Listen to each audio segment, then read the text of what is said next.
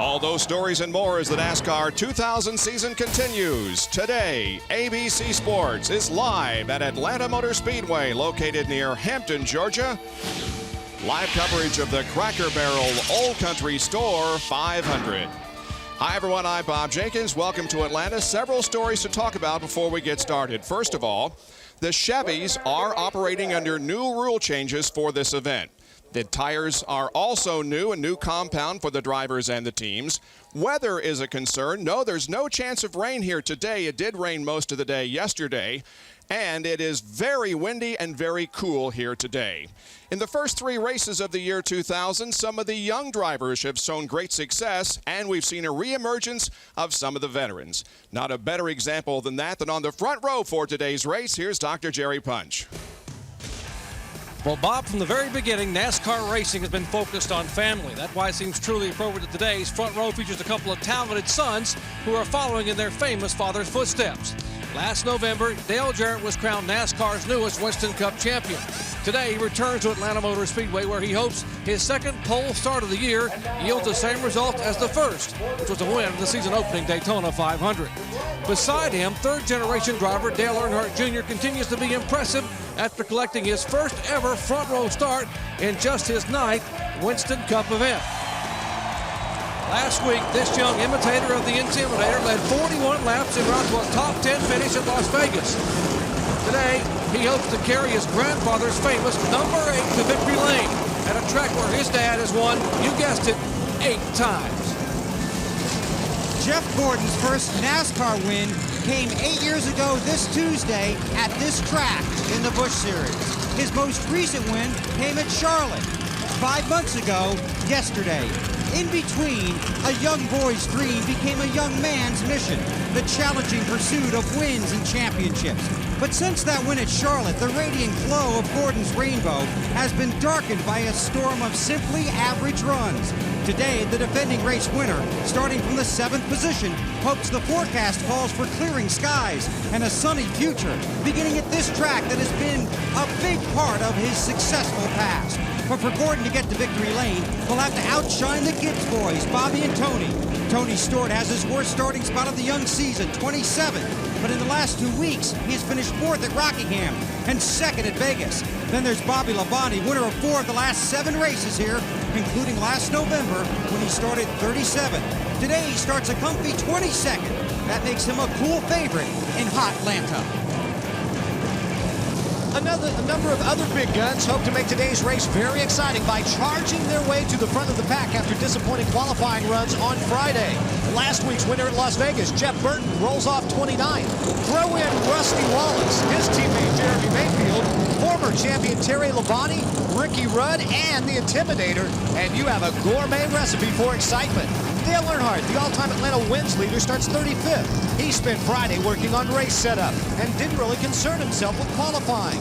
And when happy hour was rained out Saturday afternoon, the 3 crew looked like a bunch of geniuses. And these geniuses say both the car and the driver are capable of charging their way to the front of the pack. Now, let's go high upstairs the Atlanta Motor Speedway to Ray Evernham and Benny Parsons. Thank you very much, John Kernan. Folks, when these cars show up to the racetrack, it would be, in a perfect world, all 3 days would be exactly the same, Friday, Saturday, and Sunday. But this weekend, it was not the same.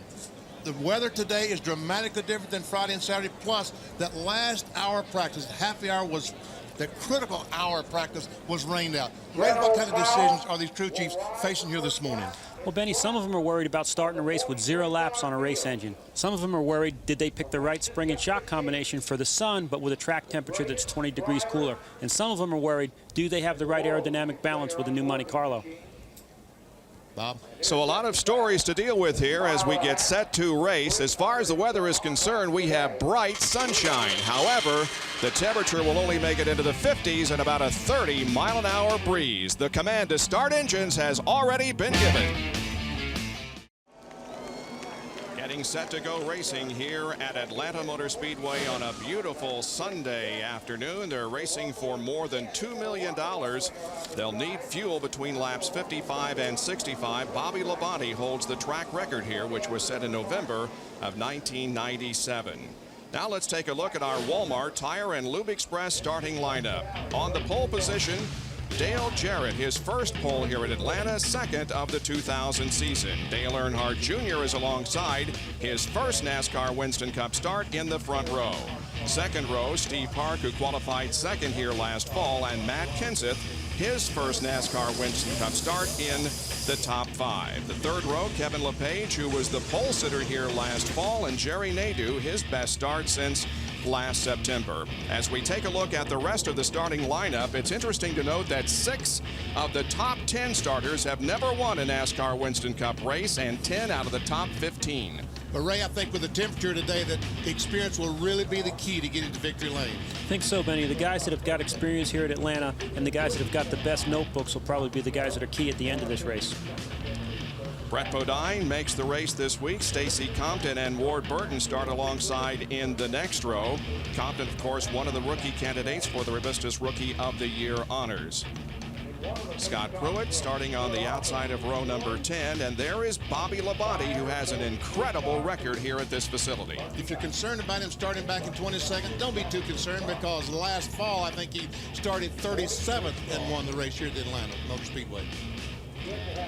Back in row number 14, there we see Tony Stewart, last year's Rookie of the Year in NASCAR Winston Cup competition. And again, here are some drivers, and although they're starting back there in the 15th row, you can expect them to move up through the field quickly this afternoon. Ricky Rudd, who has had great starting performances in the year 2000 up until today. He starts on the outside of row number 17. Dale Earnhardt Jr. in the front row.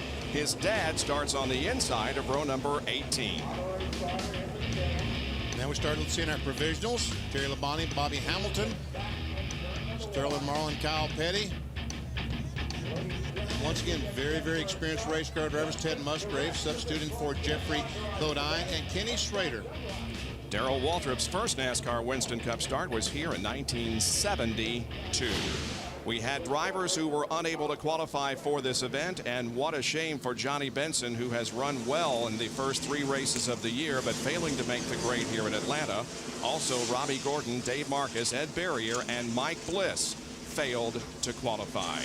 We have 9 in-car cameras to complement our coverage this afternoon. And Rusty Walsh will be trying to carry us through the field with his onboard camera, as well as Tony Stewart, one of the powerful Joe Gibbs entries.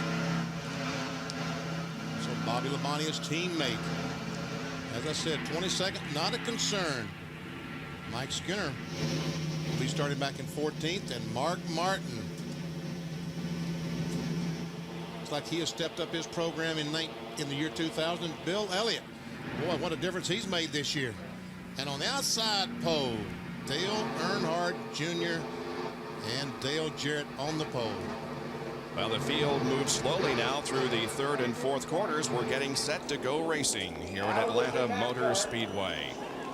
Beautiful day, unlike yesterday when we had intermittent showers that resulted in the Busch Series race ending last night after 9 o'clock. Here comes the field of 43, and the green flag waves. We're underway.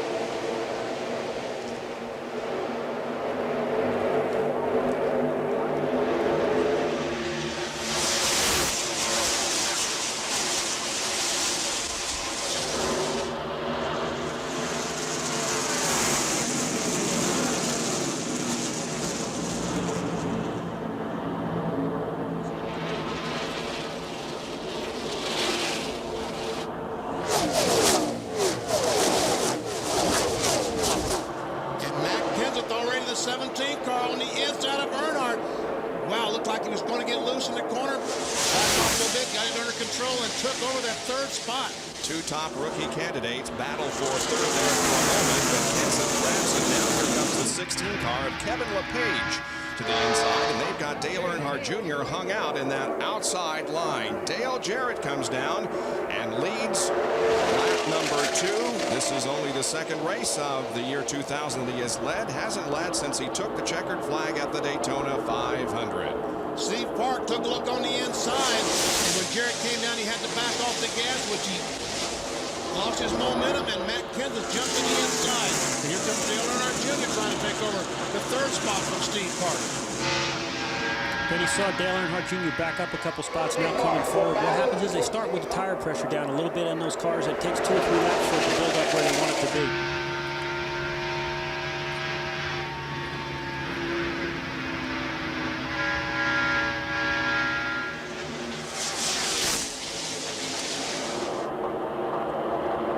Jeff Gordon running alongside his Hendrick teammate, Jerry Nadeau, in the 25 car. That is the battle for the 6th position.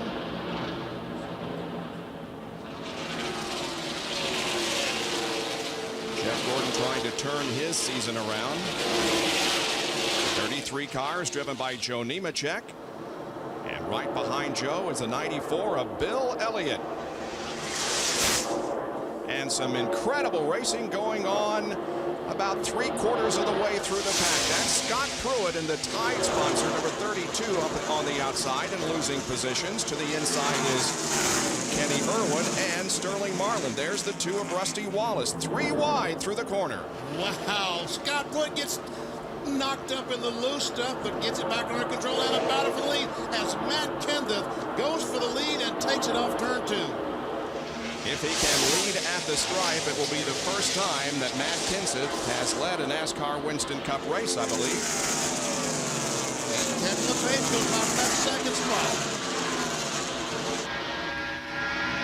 On board with Dale Earnhardt Jr. now, off of quarter number 4, and indeed, this is the first lap of NASCAR Winston Cup competition that Matt Kenseth has led. Well, it's been up and down for Dale Earnhardt Jr. here in the first few laps, Jerry. And it's sort of a feeling out process for the young driver. As you heard Ray Evernham say a moment ago, they're very careful early on. They start with the air pressure down so low in the tires, but also because of the cool temperatures, Tony Eury Sr. opted to put a lot more tape on the front of the car, which has affected the downforce. They want to get the engine temperature up. It also affects the handling, so they have told Earnhardt Jr. to be very, very careful and very deliberate here in the early laps, which is exactly what he's doing. That's why he lost a couple of spots at the very start of the race. Back up to 3rd now and running very comfortably in that position. Meanwhile, we have more battling going on up front as now Kevin LePage has decided that he would like to lead this race. By the way, Kenseth, there in the 17 car, celebrated his 28th birthday last Friday. And here comes Dale Earnhardt Jr. sneaking up on Kenseth now. And Kevin LePage will come down and lead his first lap of the 2000 season. The last time he led was here at Atlanta when he was on the pole for last November's event. He just seems to love this racetrack. You see, Jeff Gordon has been able to get by Dale Jarrett. Bill Elliott continues to run along behind this group of cars. There's Bill Elliott, McDonald's car. Ray Evernham's employee for the year 2001, or his driver, I should say, not employee. And a battle for 2nd spot. Here comes Junior on the inside of Kenseth. Well, these two have battled for the Busch Series Grand National Division title for the past couple of years. Earnhardt, of course, won both of those. Now they are both rookies of the NASCAR Winston Cup season, and Dale Earnhardt Jr. and Matt Kenseth are still in a wheel-to-wheel battle, but now we see Earnhardt taking that 2nd position.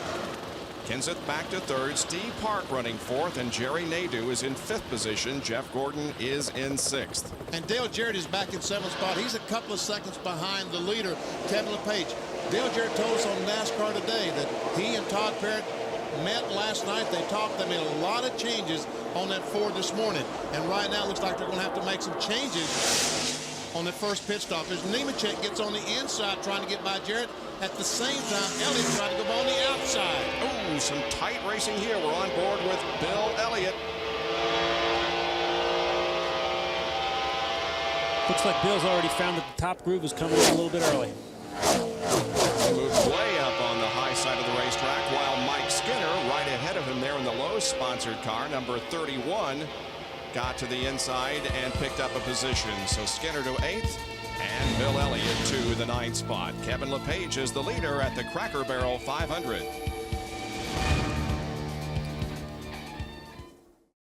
Welcome back to ABC Sports live coverage of the Cracker Barrel Old Country Store 500 NASCAR Winston Cup race from Atlanta Motor Speedway. Well, we had a big announcement here on Friday as Ray Evernham and Bill Elliott announced that they would be teaming up for the year 2001. Elliott currently drives the 94, but next year it will be a Dodge and number 9 that Bill Elliott drove for many, many years. On board with Elliott right now, who is running in the 7th position. Bill has won 5 times here at Atlanta Motor Speedway and definitely a hometown favorite. And Ray, the question is, why Bill Elliott? Well, we're building a new team with a new car, and Bill Elliott is the type of guy who can help me build that new team and help us develop that Dodge. We can rely on his experience, and obviously he's already got a race team, which we are going to take over and hopefully just add to.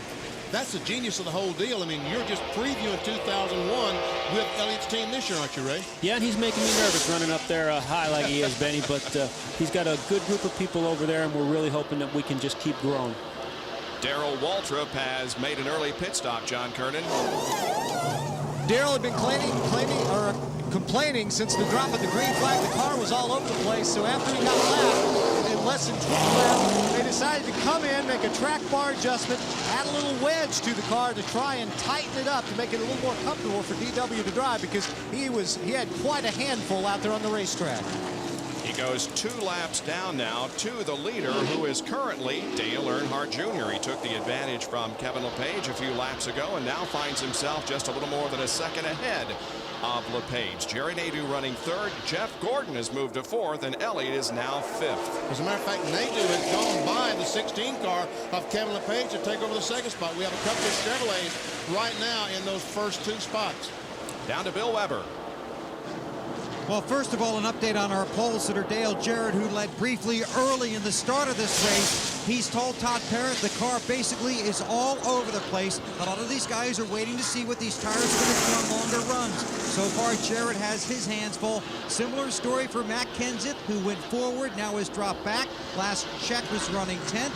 He has told his crew chief, Robbie Reiser, his car is very, very loose. A lot of different things going on for these various cars on the racetrack. Let's check in with Jerry.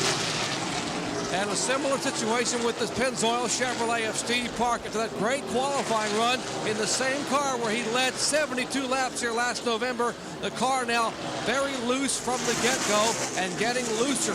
The car will not grip the racetrack. He says the tires feel like rocks. They feel very, very hard. He cannot get the car to grip the track. The car loose. He's having to back out, and that means he's losing position. On the racetrack, an impressive performance early here by the driver of the number 91 car, the Joe Falcone car. That is Todd Bodine, and he registered his career best finish in NASCAR Winston Cup racing in November of 1994. Always seems to run well at this track. He started 24th and has steadily moved up to his current position of 11th. I would imagine Joe and Shirley Falk have to be just thrilled to death with the performance of Todd Bodine. How about it for leaders? Nadeau goes in front. So already we have seen spot we like right there. Let's just stay there for the rest of the day.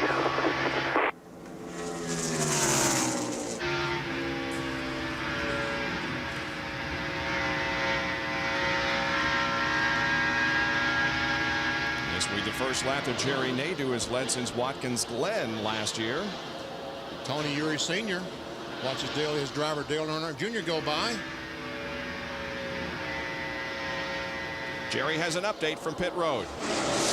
And guys, a moment ago, Dale Earnhardt Jr. radioed his crew chief, Tony Sr., who you just saw, and said, guys, I've got a stagger loose, not an arrow loose. I've got a stagger loose situation. Ray Evernham, it's important for a driver to tell the crew chief which that is. Absolutely, Jerry. That way the crew chief can work on the proper things. There are several adjustments you can make to fix either a loose car or a tight car, but when the driver can identify where it's coming from, it makes that decision a lot easier. Right there, you see Dale Jr. bobble a little bit up off that white line. That shows a loose indication right there. He's working the steering wheel. Last time by, he was about a mile and a half an hour slower than Jerry Nadeau.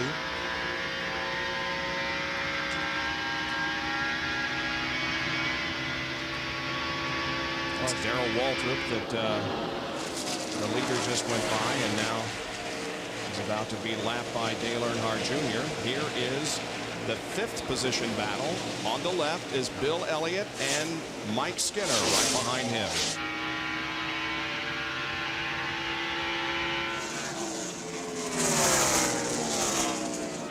These guys running about 3 3/4 seconds behind the leader.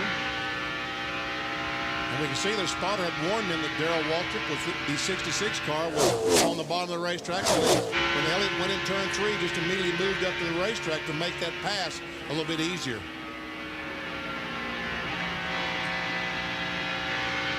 In the upper left, the drivers that have increased their caution. It looks like Dale Earnhardt Jr. has some damage to the front end of his car. Looks like the right front fender's torn up on this car. I would guess contact with the outside retaining wall. He drops to the apron of the racetrack and brings out our first caution of the race on lap number 29, and we understand he caught the wall. That's too bad. Was in second spot. Now here he comes down pit road. Looks like the tires are up on that car. What happens when a car is loose? Sometimes you have to turn to the right, and when you turn to the right, you end up going against the fence. We're getting a report now that he might not have any brakes, and the way he went through the pits there, I would say that's true. What happens when these cars go up and slap the wall? That right front tire breaks the brake rotor that's attached up next to that rim, so that's why he doesn't have any brakes. And just listen as he goes in the corner.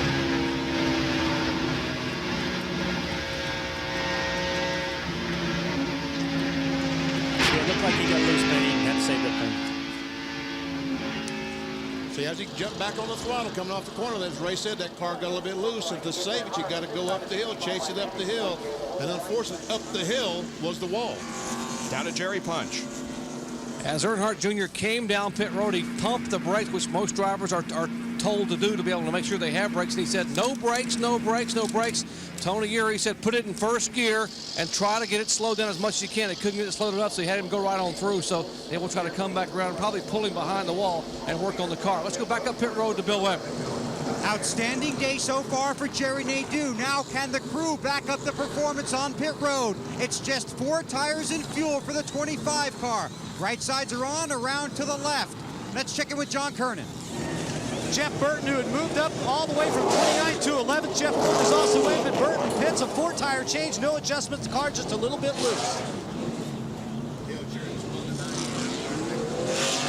Looks like Jeff Gordon will win the race off of pit road. He did lead a lap there. And look, Stacy Compton's car is not in its proper attitude. Well, what happened? Dale Jarrett trying to go out of the pits as Compton was coming in, hit Compton's car and spun him around. Now the question is how much damage to DJ's car, pole sitter.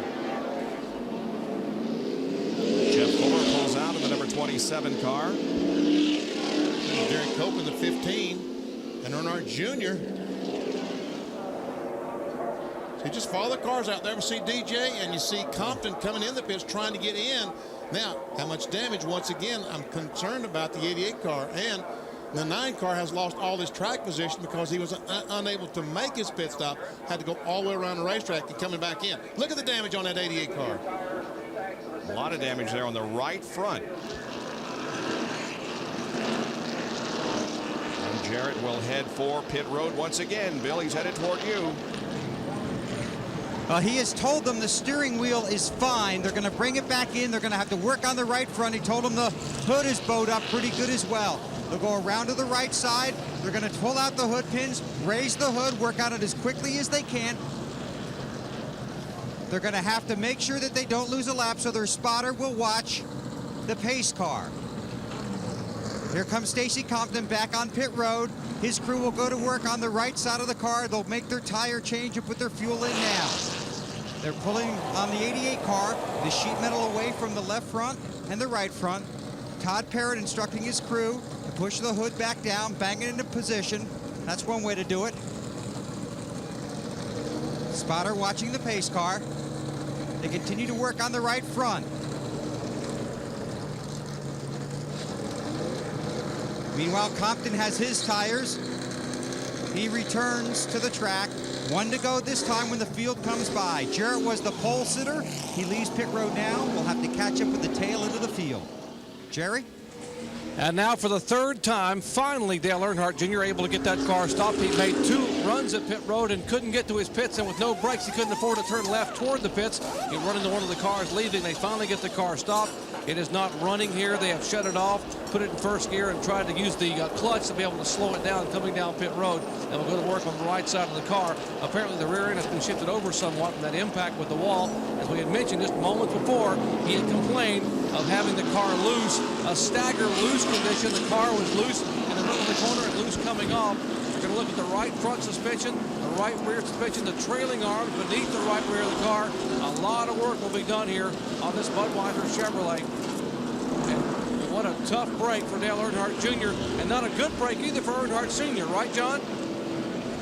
Well, Jerry, Dale Earnhardt had charged his way all the way up to 24th after starting in the 35th position. They came in on that pit stop with Earnhardt complaining the car was a bit loose. So they thought, well, under caution, let's take our time, let's make the adjustment. So they put a rubber in the right front. They made a track part adjustment and also an air pressure adjustment in the tires to try and tighten that car up. The 88's back in the pits. Let's go to Bill Weber.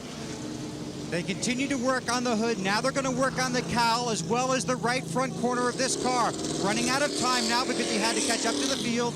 Todd Parrott trying to put some tape down. What they want to do is get as much aerodynamically fixed as possible on this car.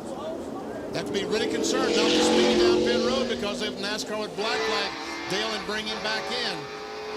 There's a 45-mile-per-hour speed limit. We see Jeff Gordon come off the corner leading the lap. Go, go, go, go. Green. While the green flag comes out to the field, Dale Earnhardt Jr. sits on pit road. Now, Ted Musgrave led a couple of laps under the caution, but now Jeff Gordon, who won the battle out of pit road, is the leader, but maybe getting a strong challenge here. Look at the run that Mark Martin has coming off to.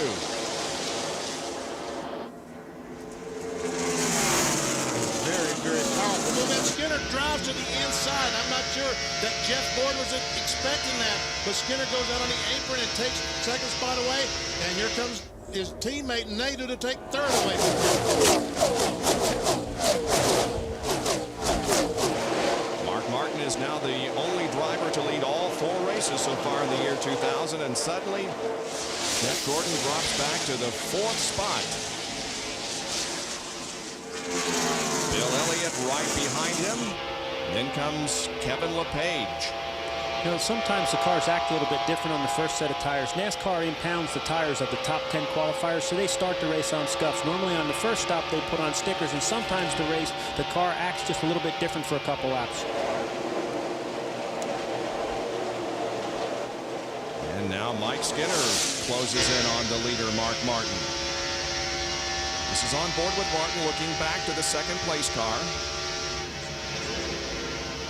Look at Skinner close up right in the center of the corner.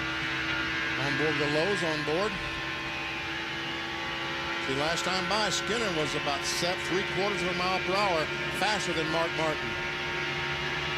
For a taste of the race, here's our telemetry on the Mike Skinner car. Jimmy Dean telemetry, about 170 miles an hour, more than 170 miles an hour through the corner. And now watch that speed go up down the backstretch. Watch as he goes down the backstretch with a tailwind today, up to 195 miles per hour. Just touching that brake, just touching it to slow the car down so he can get it turned to go the other direction. This should be the fastest part of the racetrack, and it will be, as you see, 2 miles per hour faster. It would be 3 or 4 if it were not the headwind that he runs into down the front stretch. 36 laps are completed here at Atlanta Motor Speedway. Mark Martin is the leader of the race, followed by Mike Skinner. We'll be back after these messages and a word from our ABC stations.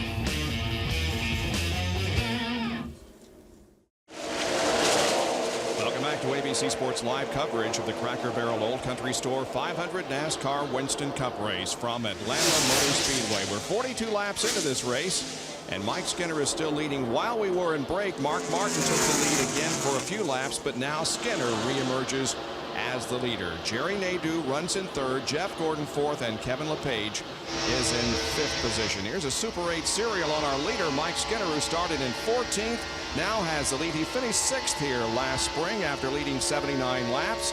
He has 3 straight top 10 finishes at this facility.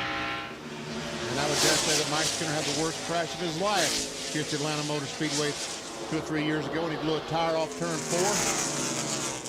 It was nasty.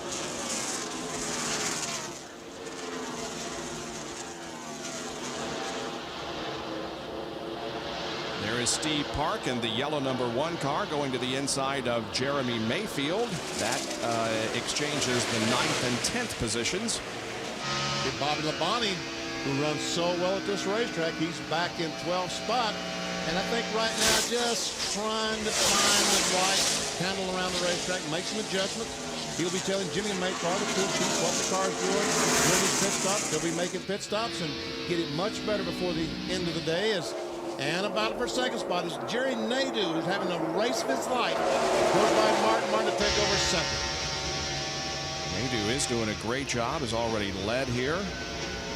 He had the 6th place starting spot, his best start since Dover last September. And there is Jeff Gordon, who had the lead now when we went to green off the first caution period, but has fallen back to 4th place and still resides there. Bob, I see Jeff moving around the racetrack. He'll run 1 and 2 high one lap and 1 and 2 on the bottom one lap, and do the same thing in 3 and 4. He's searching for a place that he feels like that car will work for him a little bit later on. And also the crew chief or spotter sometimes will tell them their time, their speed the last lap, and tell them if that was faster than the other group. You see Jeff Gordon that time extremely high down in 1 and 2. And that's the fastest lap that he's run in the last 2 or 3, so he'll probably stick with that line. On board with the 3rd place car of Mark Martin.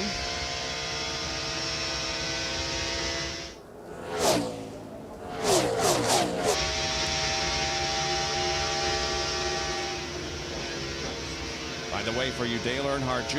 fans, he had contact with the wall earlier, lost the brake, spent many laps on pit road. As a matter of fact, he is 15 laps down to the front of the pack. Now we have a big battle back in the middle of the pack. That's Todd Bodine in the 91 car on the bottom of the racetrack. And that's Joe Nemechek in the 33 and Jeremy Mayfield in the 12.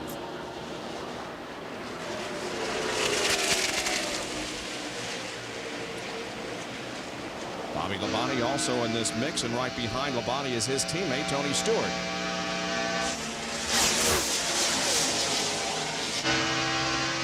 On board with the Circuit City on board with... On the inside quarter panel. Be clear after him, clear all around, clear behind Mark. Once again, we have a lead change as Mark Martin goes back to the front. That was second place, I'm sorry. He takes second from Jerry Nadeau. We have had 9 different leaders and 11 different lead changes in the first 50 laps of this race. And as far as the manufacturers are concerned, right now there are 3 Chevys and 3 Fords in the top 6.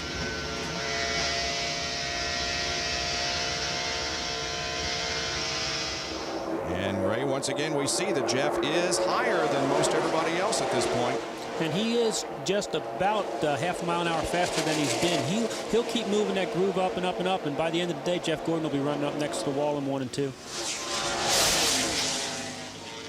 Jerry, what's the situation regarding Dale Earnhardt Jr.? Let me show you what happened. This is the right rear brake line, and you see there's a hole in that brake line where it's rubbed through, and Earnhardt Jr. said he went in the corner and had no brakes and smacked the wall. I'm with Steve Neal there, Director of Engineering. And Steve, how bad was the car hurt when he hit the wall? You know, they run 180, 200 miles an hour here, so you're not going to have a light rush. It bent both ball joints on the right side. I'm sure the upper control arm, lower control arm, the track bar mount is bent. You can see the left side tires out from under the car a whole lot. So, you know, there's no good news when you hit the fence here at Atlanta. Unfortunately, we rubbed through the brake line. That got fluid on the right rear. That got him loose. It wasn't so much the fact he didn't have brakes. It was the fact there was probably brake fluid on the right rear tire getting him loose. And he really didn't know he didn't have brakes until he came on pit road. A tough break for Dale Earnhardt Jr. He lost 15 laps, as you said, Bob, and had a shot at possibly winning it here today. There will be other days, though, for Dale Earnhardt Jr. We'll watch his Jimmy Dean onboard telemetry and see what kind of speed he gets down the front straightaway. It should be about 185. It touched 184, 185.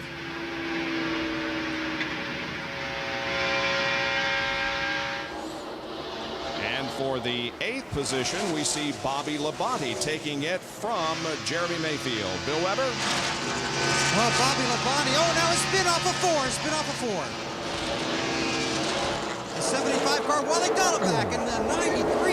I'm not sure if he got by or not. I believe he brushed the wall there. Yellow's out. Back up top. Boy, that was very, very close for Dave Blaney, who just squeezed by between the spinning car of Wally Dallenbach and the outside wall right here at the start-finish line. The problem is, as you can see, it rained here, and we've told you it rained here yesterday. He's stuck. I mean, the simplest of things, the 75 car is stuck in the grass. Benny, it looks like there might be a problem with the left front wheel on that car. It doesn't seem like the front wheels want to move at all. Still spinning those rear tires, trying to get the car out of the grassy area right here below us at the start-finish line, bringing out our second caution of the afternoon. And we'll take a look at it from our camera located in turn 4. You see Dallenbach come off the corner, just go around, and you're not going to believe how close this 93 car comes to him. Watch this. Oh, I believe he did brush the wall, but boy, it could have been a lot worse. It could have been a disaster. Oh, he finally got the car unstuck and back on the way. So Dallenbach is rolling again, but we are under caution.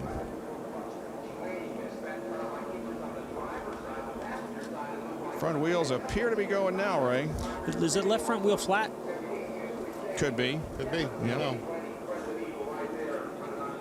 So I would guess these lead cars, once again, here they all come down pit road. All of those on the lead lap, and that would include everybody but 3 cars can pit now. We go down to John Kernan first. And what a run by Jeff Burton from his 29th starting spot up to 6th place. He'll come in for a 4-tire change. They'll also make a wedge adjustment in the left rear just to try and tighten the car up just a little bit. Just a little bit tight. Already around on the left side. Tires coming up. Jack pumps it up. Still sitting, waiting. It looks like a pretty good job to Dr. Jerry Punch. Just 4 tires, no adjustment whatsoever, not even air pressure on Mike Skinner. That's how good his Lowe's Chevrolet is. Down and away, great pit stop for Skinner, and a major jam in the middle of pit road. It is very congested down there as the cars try to get position coming out of the pits. There's a line down at the end of pit road, and they line up according to how they cross it. The 55 car, Kenny Wallace, just basically had to stop. Just stopped in the middle. There you see Kenny leaving the pits after he's made a stop. He stopped in the middle of pit road because there was so much traffic he could not get into his pit.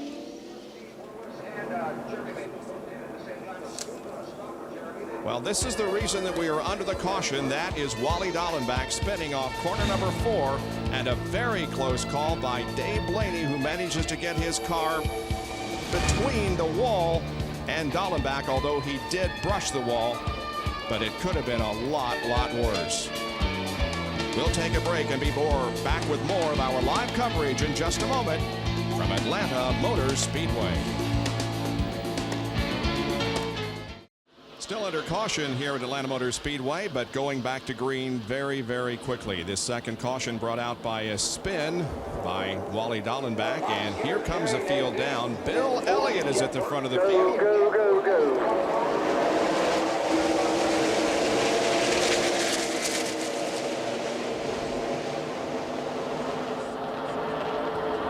We understand that Darrell Waltrip has gone to the garage area, and so has Jeremy Mayfield, and Mike Skinner goes to the bottom of the racetrack and takes the lead from Elliott. Look at Jeff Burton on the inside, goes by Jerry Nadeau. He goes by Elliott into the second spot. Right now, Bill is hung up on the outside, trying to give these guys some racing room and losing spots, one after the other. He's got some damage on the right front from a pit stop. I don't know if that's aerodynamically hurting the car or not. The other thing is he just took 2 tires on that stop, and it might be showing us that 4 tires is the way to go here at Atlanta. Understand that Elliott had some contact with Scott Pruitt on pit road. It may have upset the aerodynamics of this car. Here comes Mark Monk on the inside, and Steve Park along with Bobby Labonte will follow. That's Todd Bodine up on the high side behind Bill Elliott. Well, a very distinct pleasure, and I'm very sincere about that, when I introduce to you the gentleman who was the Grand Marshal of today's race here at Atlanta Motor Speedway, General Colin Powell, has joined us here in the booth. General, an honor to meet you, and welcome to Atlanta, and welcome to NASCAR racing. Well, thank you so much. It's a great pleasure to be here. I'm honored to be the Grand Marshal. It's a pretty exciting day for me, my first NASCAR race. Pretty fast, aren't they? Yeah, I wanted to do one of these. They wouldn't let me in. They would? No. I'll let you in. Todd Bodine goes by. Elliott takes that spot away as Bobby Labonte comes up. And Ray, it looks like the 2 tires was not the way to go, as you said. Not the way to go. I know that the right front fender is not helping him at all, Benny, but you can see that he just can't stay down on the bottom. Early on a tire run, you want to stay on the bottom. As tires go away, you move up. Right now, he can't get to the bottom with the guys on fresh tires. And there we can clearly see the damage on the right front of the 94. It looks, Ray, almost like the damage on the 88 of Dale Jarrett. Yeah, it's not quite as bad as the 88 car, but it is affecting the front of that car. Especially the right front fender will affect the corner entry. All right, let's take a look at it on replay. This was just a few laps ago during the pit stop. Elliott pulls out, and there's the contact with Scott Pruitt. As Pruitt comes in to make his pit stop. And Elliott continues to lose positions. He's back to 9th now. And you say, well, why didn't they change 4 tires? Well, they were trying to get some track position, get up front, and just see what happens with 2 tires. And now's the time to do that. You've got, if you do have to take 2 tires towards the end of the race to maybe try and win it, now's a good time. They'll go back some, but we'll get another pit stop and be able to gain positions again. There is the leader, Mike Skinner, but Jeff Burton has a good run down the backstretch. He'll stay high on the track entering turn number 3.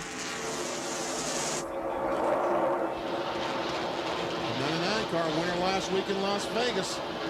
The rain-shortened event and the $1 million bonus. And he does get credit for leading that lap. General, you were stationed in this general area, weren't you, in the late 80s? Yes, I was. I was over at Fort McPherson, Georgia, where I commanded what's called the Forces Command, most of the deployable troops in the United States.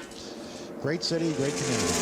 Did you get a chance to go down into the garage area earlier today and meet some of these drivers? I did. I met quite a few of the drivers, went through some of the trailers, and really impressed by the professionalism and all the precision that goes into this sport.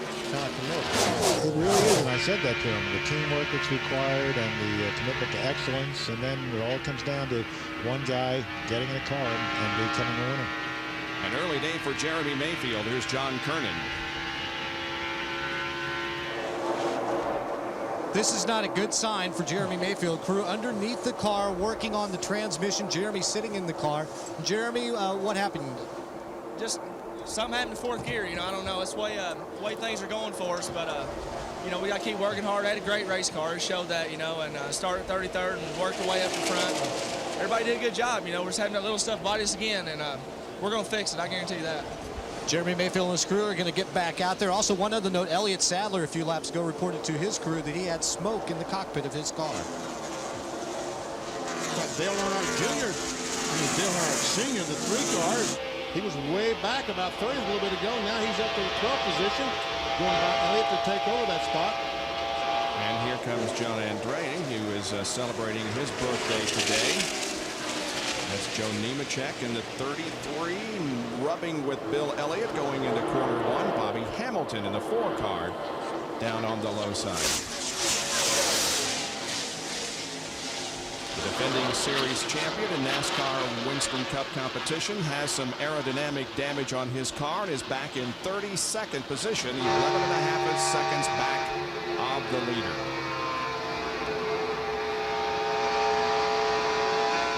As we watch Dale Jarrett go around the racetrack, I've got a question for you. As I look up the computer or score monitor, I see the speeds are about 2 miles per hour faster for now than they were the last time. Why are the cars getting faster than when the race started? Well, Benny, the tires are fresh. We have a crash up there in turn 1 or turn 3.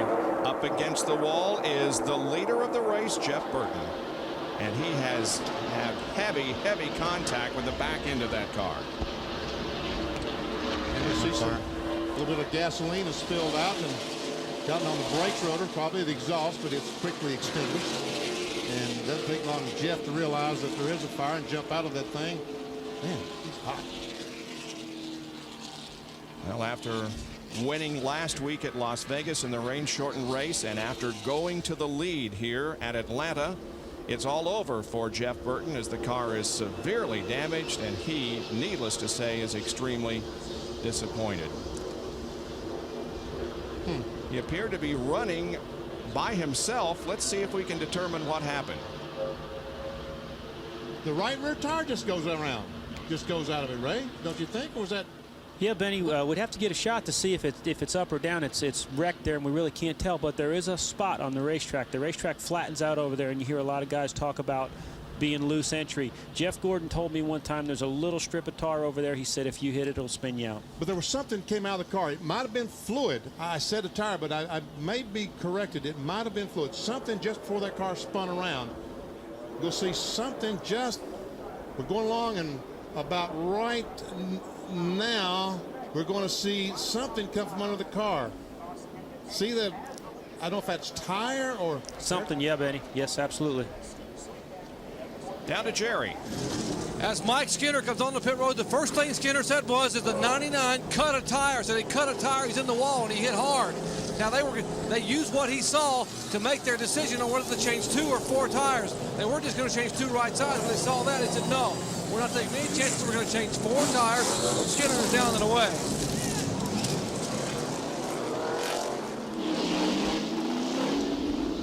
And there's the piece of metal on the track. That's the inner panel from the 99 car. Let's see what we see from Mike Skinner's onboard camera on the Lowe's Home Improvement Warehouse on board.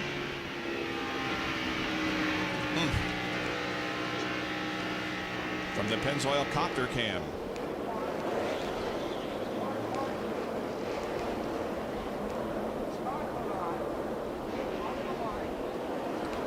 And then when the car came to a stop, the disappointment expressed by Jeff Burton, who has crashed out of the Cracker Barrel Old Country Store 500. Back in just a moment.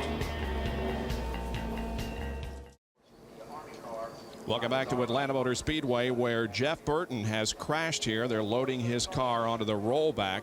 It has brought out our 3rd caution of the race. And our overhead shots today are courtesy of the Pennzoil copter cam, which is now and will continue to circle this 1.5-mile quad oval about 40 miles south of Atlanta, Georgia. In the previous segment, we had the pleasure of introducing you to General Colin Powell, and he is with us still, a retired general, a chairman of the Joint Chiefs of Staff, and now you are chairman of a group called America's Promise. Tell us about that, General. Well, it's a crusade, really. We're trying to get more and more people involved in corporate life and private life and religious life to share more of their time and talent with youngsters that need, so that any youngster who might be at risk, we're going to convert that kid into a kid of promise. ABC has been good to us in this project. And the Cracker Barrel company that's sponsoring the race today invited me to be the Grand Marshal. They're one of our partners. Last year, their stores collected 1.2 million books, which we then sent out to schools and libraries as part of their contribution to America's Promise. Great to have you as the Grand Marshal here today. This is your first NASCAR race? My first NASCAR race. I've got my wife with me, my daughter-in-law, and my 2 grandsons, and they're all having a ball. We'd love to make you a race fan and have you come back to a lot of these. Well, I'd love to, and I look forward to it. Thank you very much, General, from joining us. We'll continue to ask you to stand by here in the booth. A lot of stories continuing down, however, on the racetrack. But right now, the car is on the rollback, and in just a few moments, the track will be clean, and we'll be back to green flag racing here at Atlanta. We'll be back after these messages and a word from our ABC stations.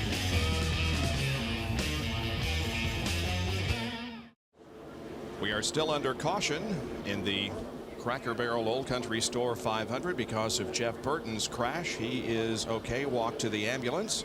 75 laps have currently been completed in this 325 lap event. This is our 4th race of the 2000 NASCAR Winston Cup season. And right now the leader of the race is Mike Skinner. Jerry Nadeau running in 2nd position, followed by Joe Nemechek, Steve Park, and Ward Burton. There are the top 5. As a matter of fact, NASCAR has sent the jet blowers out to blow off the racetrack because it looks like that Jeff Burton cut a right rear tire. As it lost air pressure, it blew. So they're out blowing off the racetrack to get all the debris to make sure that no one else has that problem. Dale Jarrett, who was the pole sitter of this event, had a problem earlier in the race. on pit road, as a matter of fact. As he was pulling out, he made contact with Stacy Compton, who was coming in, and it has damaged the right front of Jarrett's car. Dale became the first repeat Bud pole winner of the 2000 season on Friday here at Atlanta Motor Speedway. He also won the pole at Daytona. Rusty Wallace was the pole sitter at Rockingham, and Ricky Rudd was the Bud pole winner at Las Vegas last week. All of these drivers will be eligible for, and in fact all pole winners will be eligible to start in the Bud shootout at Daytona International Raceway, February 2001. We can see where they've been working on the right front, some tape on that sheet metal, trying to get it back as aerodynamic as possible. We certainly understand how important aerodynamics are, because the big argument over the past 2 or 3 weeks has been about just inches, and the right front of the 88 car has been knocked back more than 2 inches. Dale Jarrett came into this race not in the points lead in this series since first time since May of last year, when he took over the lead at Richmond and held it.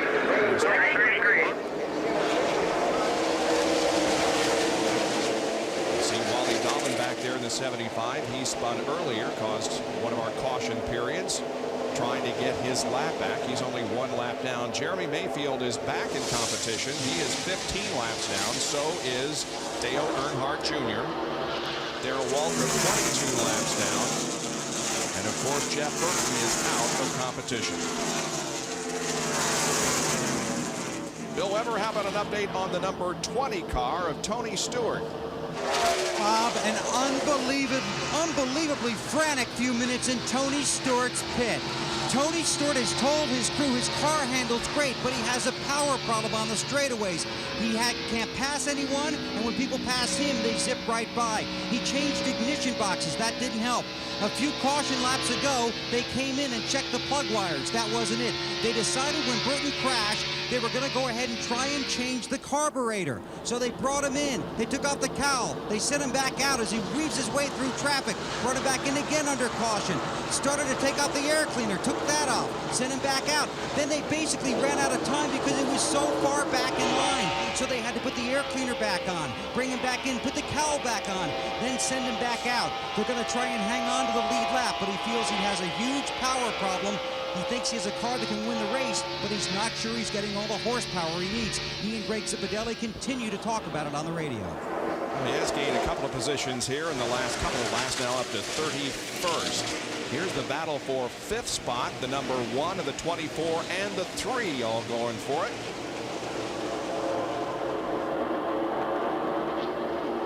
We once again want to thank General Colin Powell for joining us here in the booth. He has a heavy agenda here at Atlanta Motor Speedway today, and so he had other obligations, but we certainly do want to thank him for stopping by. The Napa Field Summary will show you the point standings as of now. And there's top 09, 91 car right behind Dale Earnhardt. Great run for Bodine today. He's in 8th position right now. The 43 car John Andretti closes in.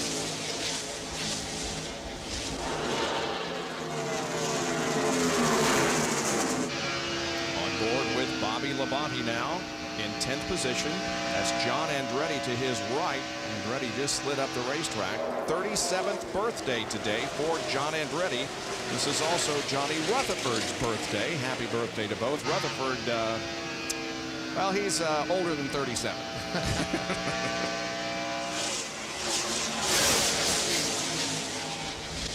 John Andretti closes in right on the back bumper of Jeff Gordon, trying to go to the inside, battle for 8th spot. Bobby Labonte sees a little bit of a wiggle from Andretti.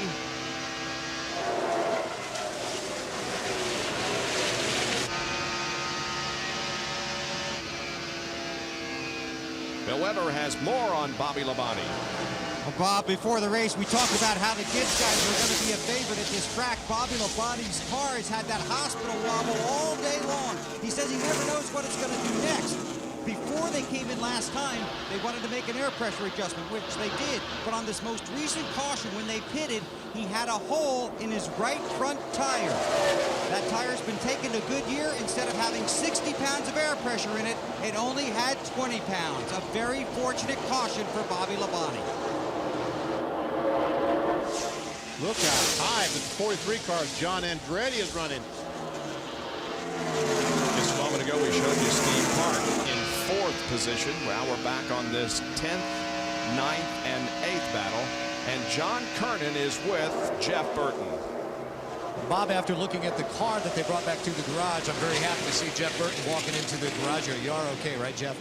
I'm a little sore, but just a great tribute to the work those guys do. We've done continually added safety things to the car, and I'm actually not sore at all right now.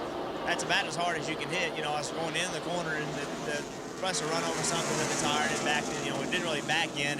The whole side hit. And, don't want to do that too many times. Did you have any indication that the tire was going down, or did you just, like you say, you must have cut it? When you run over something like that, there's never an indication.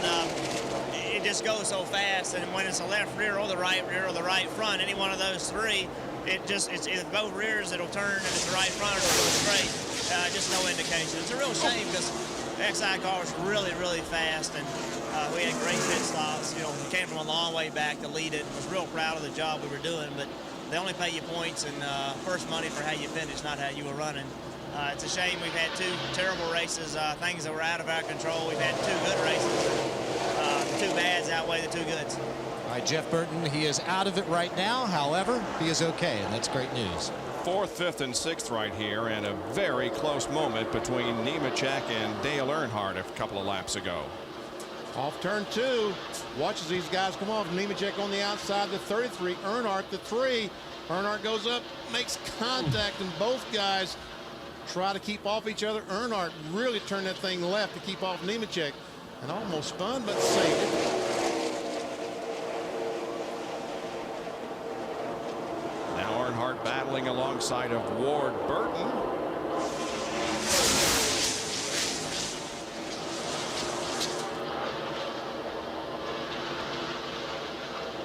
And here is Derek Cope and Robert Presley wheel to wheel.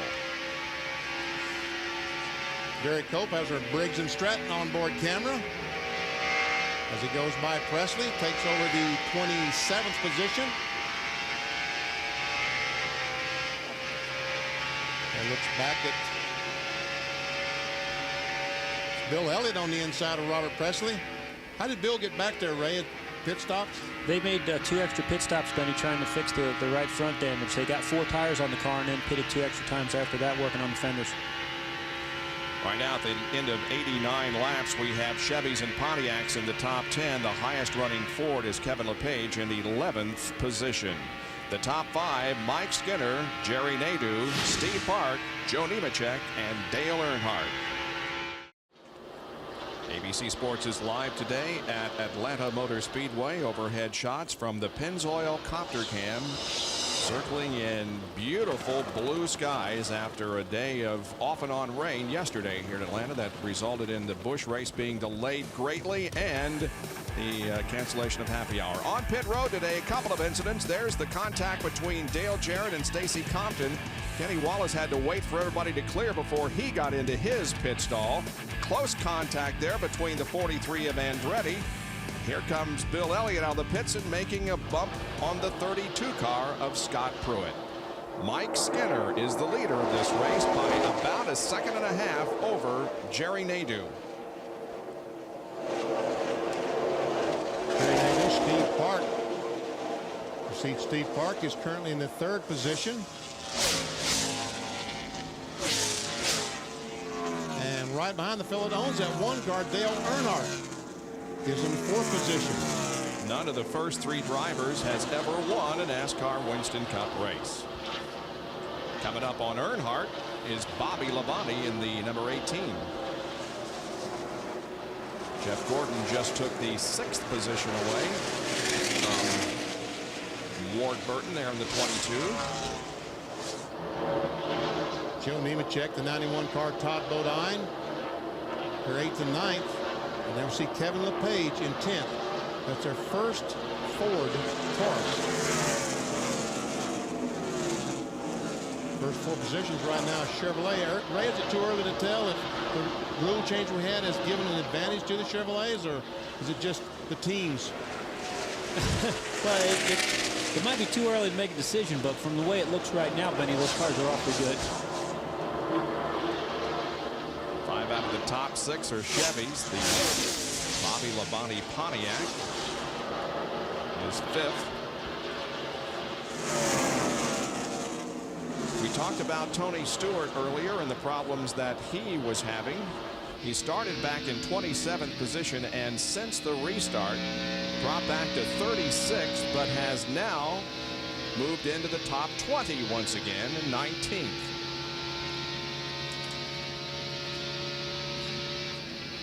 Well, he's picking up some spots. He's talking about being underpowered and trying to change the carburetor. As we see Steve Park very, very high on the racetrack, trying to run down Jerry Nadeau, battle for second spot. Another car in the shot behind Steve Park is Jeremy Mayfield. He again had lost 4th gear and lost 15 laps during his pit stop. Here's the 9 car of Stacy Compton, one of the other Rebestos Rookie of the Year candidates, making an unscheduled on the inside, quarter, inside, clear all around. Jerry Nadeau's radio, the spotters, telling him that Steve Park is on the inside, but Nadeau tries to come back. He said, look, I like this running in second spot, and you're not going to take it away from me. But Park is really running that high groove. Still there. Still there. Got one following him. Clear after 12. Clear to 12. Clear all around. Ray, you talked about before we went on the air today that running that high groove really helps these cars run free through the corner. And I think that was a classic example. Park really got a good run through the middle of the corner down in 1 and 2. You know, the time is going to center out. I don't know if he was a doer or not, but that's what he's been doing. That was my good friend Tony Furr talking away there. It really does. It helps him keep momentum too, Benny. As big as this place is, as fast as it is, it's still a momentum track. And what that high groove does is not slow you down in the middle of the corner, lets you have more speed on the straightaway. And Mark Martin, we understand, just got sideways, and he is losing positions. A lot of positions. He was running in 12th spot. He's now back to about 15th. Let's see if he goes in the corner, if it's okay this time.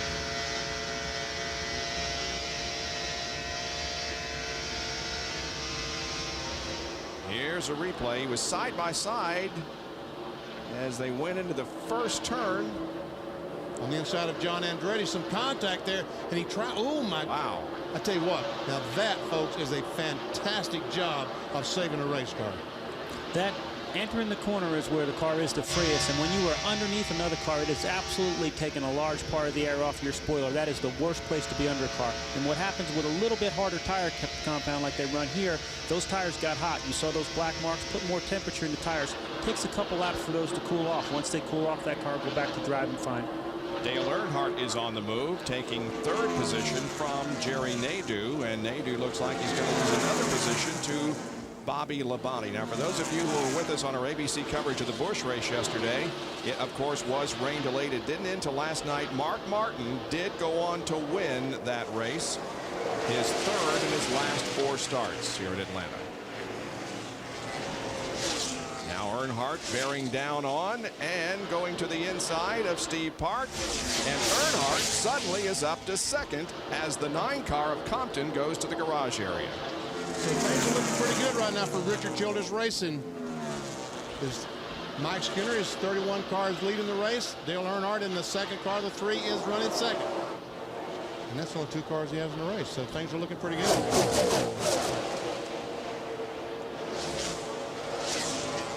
107 laps are completed here in Atlanta. Mike Skinner has led 59 laps.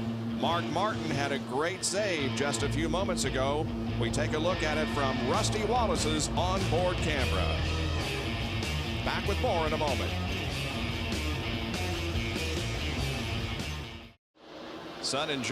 Crowd enjoying the sunshine here at Atlanta Motor Speedway, although it is rather windy and cold. We're more than a third of the way through this race, so let's now get a Mobile One update. As This Wide World of Sports update brought to you by Mobile One. Nothing outperforms Mobile One. Back on lap 69, our current leader, Mike Skinner, was right behind Jeff Burton when Burton's car abruptly verted into the wall. Now, Skinner hit the radio and said, "That looks just like my crash here 2 years ago." That radio communication worried Skinner's crew because they said maybe, just maybe, seeing that will conjure up visions of the accident he had here in Atlanta back in the spring of 1998 when Skinner suffered a shoulder injury, a rib injury, and an injury to his right knee. They were concerned that it might affect Skinner psychologically, but that has not been the case. Skinner right now is quicker than he has been all race long. In fact, just the opposite has happened. They are trying to get Mike Skinner to slow down and back off the pace. It didn't affect him psychologically, or that possibly. Maybe he just has a short memory. Let's check in with John Kernan. Jerry, during the first pit stop here at the Atlanta Motor Speedway, Ken Schrader's jackman, Michael Cooper, got his foot run over. He's not sure which car out there ran over his right foot, but Cooper has been taken to a local hospital for precautionary x-rays. Veteran Pete Wright, more or less coming out of over-the-wall retirement, is now operating the jack for Ken Schrader's team. Now to Bill Weber. John, let's update the Gibbs cars. First of all, starting with Bobby Labonte. He is storming his way through the field. In fact, his crew chief, Jimmy Maycar, told him just a few moments ago, "You've picked up 2 seconds in the last 20 laps." Right now, his car is a little tight from the center off.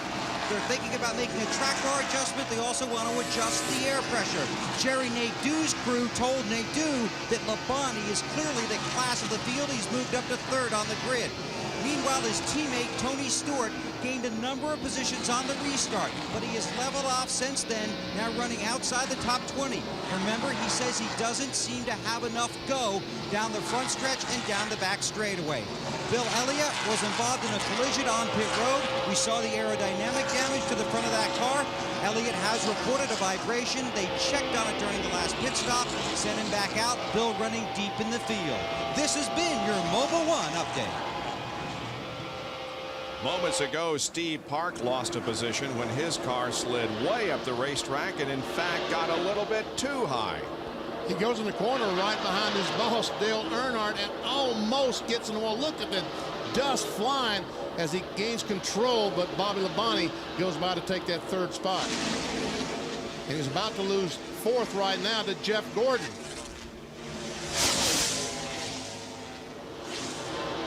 Jeff unable to make the pass out of the 2nd corner.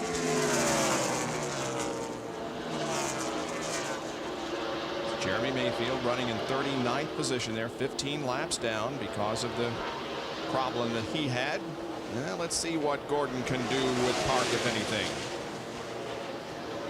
Jeff Gordon may have a problem because he and Steve Park right now are running in the same almost tracks around the racetrack, the same grooves. For Jeff to run that 179, 180 mile per hour average he's been running, he needs to be where Steve Park is. When he goes down, he isn't that fast. He moves down the racetrack, I should say. We talked about the bad wreck that Mike Skinner had here. Steve Park also had a bad wreck here in March of 1998 that essentially took him out of the Rookie of the Year chase. But since then really has performed very well at this facility.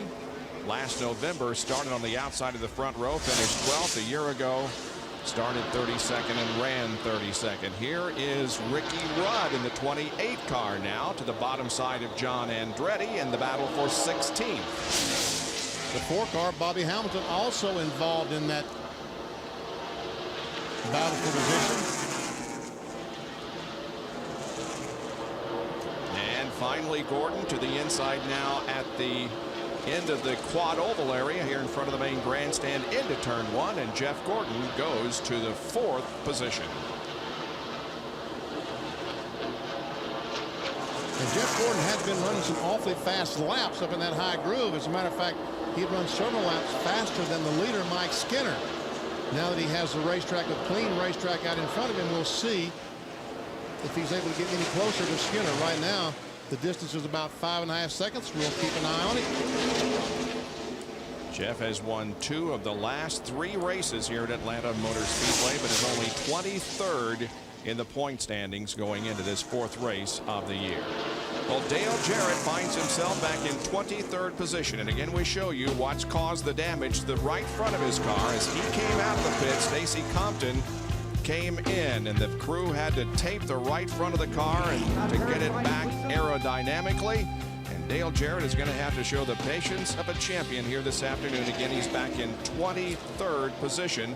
Our Super 8 serial scoring shows you that he was the pole sitter and has lost positions from 9th on lap 24 back to the 23rd spot where he is right now. Brett Bodine just behind, now to the inside of Dale Jarrett. They're battling for that 23rd position. But up front, it is Mike Skinner who enjoys a 3-second lead over his Richard Childress teammate, Dale Earnhardt. 124 laps are completed. Bobby Labonte, Jeff Gordon, and Jerry Nadeau to the top 5. Back after these messages and a word from our ABC stations.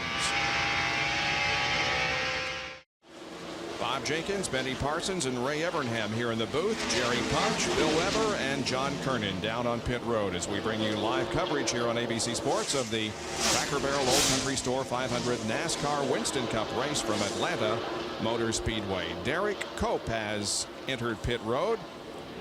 EverythingCommerce.com new sponsorship on that car. He had just lost a lap back in 30th position and has come to the pits for some work. Several other cars also making pit stops at the moment. Jimmy Spencer is on pit road, so is Ward Burton. As the work is concluded on Cope's machine, 3,500 second gear. Ward Burton is in.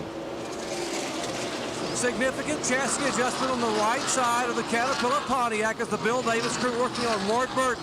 A scheduled pit stop for Burton. Left side tires going on. Slight air pressure along with the chassis. He is down and away. We expect the leader on pit road in about 2 laps. As Ward Burton pulls out, John Andretti comes in. He was running in the 23rd position. Here he comes. See a little damage on the right front of his car. Made contact with someone as he brings that STP car to a halt. Bill Weber is right there.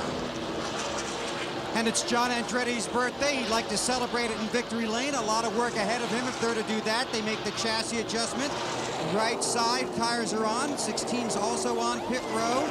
Left side's going on the STP Pontiac. Fuel going in. Tony Stewart tiptoeing down pit road. Left side's now going to 16.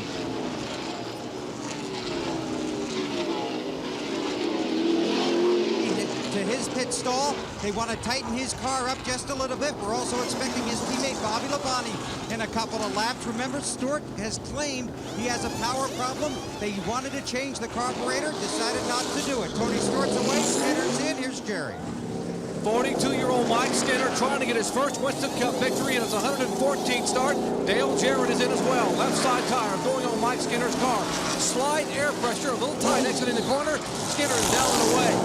Car number 18, Bobby Labonte, heads to you, Bill Weber.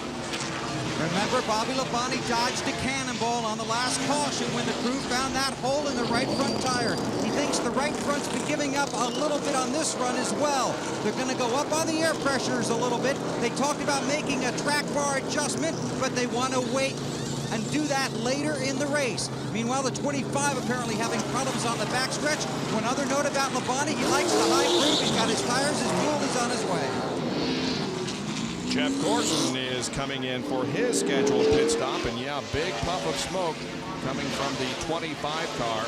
We go back down to Bill Weber. Well, it has been a good run for Jeff Gordon here this afternoon. Remember, he's the defending champion of this race. A few laps ago, I asked his new crew chief, Robbie Loomis, if the car was okay. He said everything's fine. Gordon also seems to like the high groove. Remember, new pit crew for this team this season. Left side tires are on, and Gordon heads back out, dodges the 6 car. Wow, 15.7. A hole in the oil pan is what I heard the man say. Down to John Kernan. And Dale Earnhardt, who had worked his way all the way up into the 2nd spot after starting 35th today, is in for pit road service. Right side's already on, left side's going on. There will be no chassis adjustment. A great pit stop for Dale Earnhardt. We see Dale Earnhardt Jr., the Budweiser car, sitting on the end of pit road. He did 4 tire changes. Earnhardt Jr. made some contact with the wall early on. He's about 16 laps down.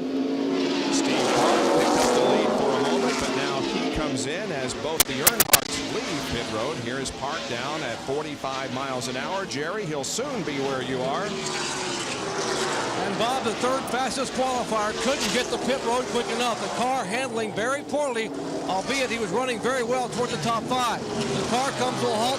He complained the car was tight in the middle, but sliding the nose coming off. They're going to make a wedge adjustment and an air pressure adjustment. Thus far, no change. They were talking about wedge a moment ago. Now, left side tires going on. As yet, still no wedge adjustment. Air pressure only. As Park is down and away, and Kenseth may have a problem. Bill Weber.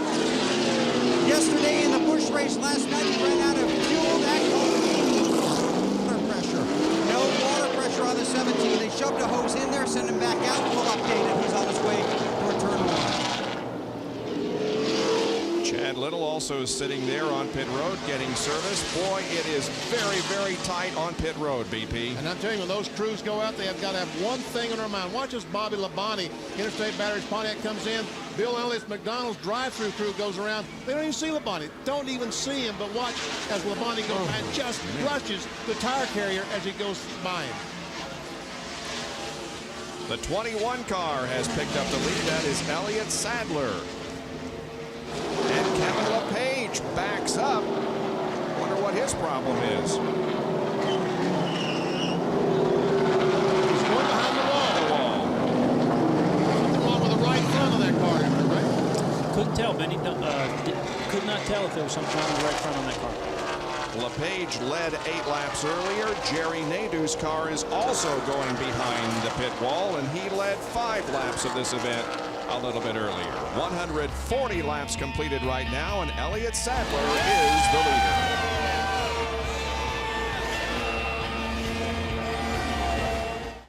Here at Atlanta Motor Speedway, located about 40 miles south of Atlanta in Hampton, Georgia, the Pennzoil Copter Cam is bringing you our overhead shots today following the leader of the race, Mike Skinner, and the car right behind him is Terry Labonte, who's in the 16th position, so now 15 cars are on the lead lap.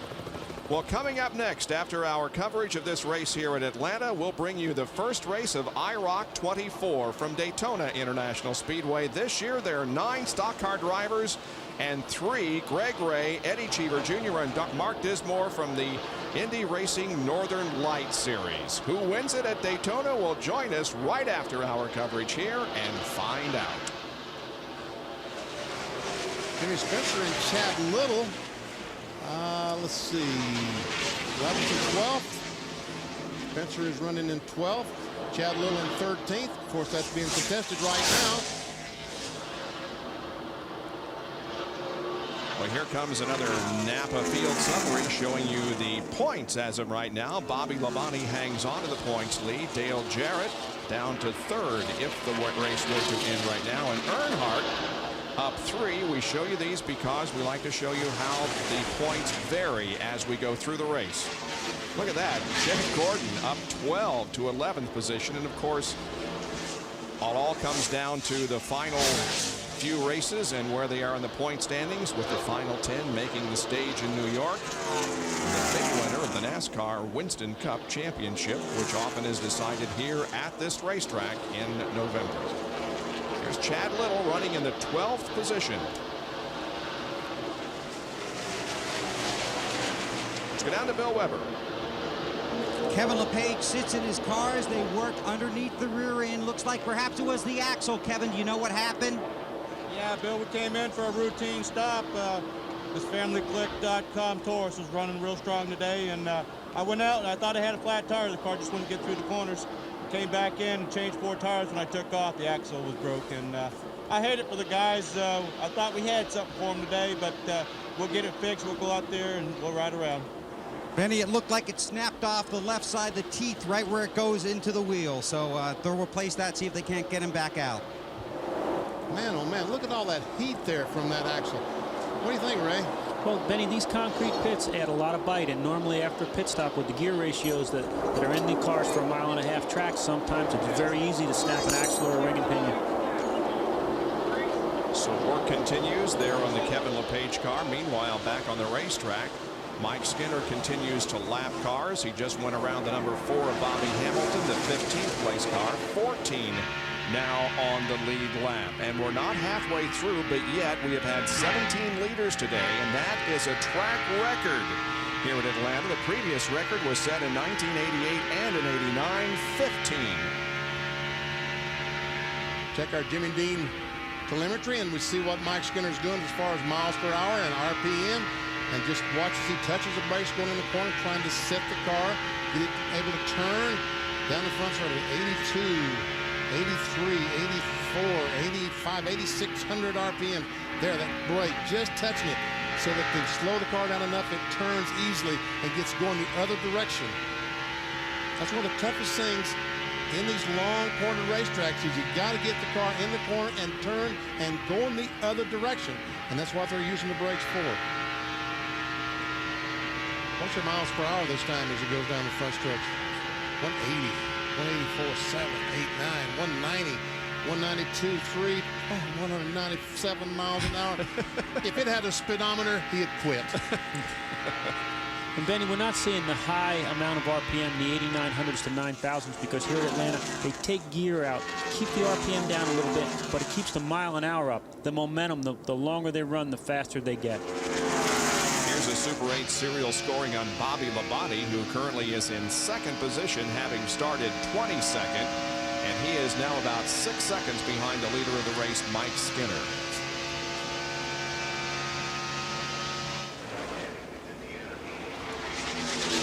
Coming up on Matt Kenseth, who has fallen now 2 laps down in 29th spot. As Bill Weber told you, Kenseth ran out of fuel in the last pit stop, had to coast down pit road, have trouble getting it started. That's a third place car. And right now, Jeff Gordon, folks, is 8.5 seconds behind the leader, Mike Skinner, as he goes by, and Jeff Gordon puts a lap on Dale Jarrett. Jarrett is in 19th position. There is the 4th place car, the number 3 of Dale Earnhardt, passing by Rick. Oh, wow, a big wiggle there from Earnhardt. Tell you one thing, he's very, very lucky that he did not make contact with Rick Mast. That was awfully close to disaster for Earnhardt in the 3 car. Bill Weber is with Jerry Nadeau, who had a great run for a while. And all I can say is I imagine you're crushed. That had to be a great day going for you there. Man, I was pretty excited.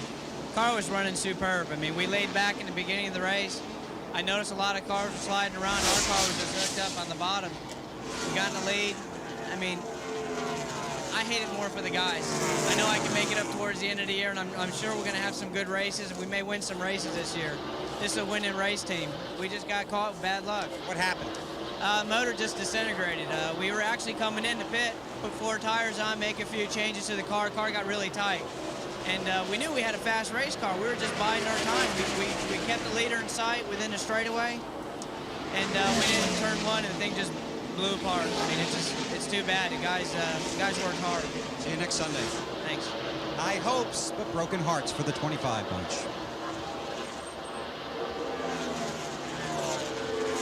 Continuing to pan back here, there's the number 2 car of Rusty Wallace, currently in 6th spot. And started back in 30th, so Rusty Wallace has got a terrific run going today. The Miller Lite Ford. 2-time winner here at Atlanta, last in November of '93.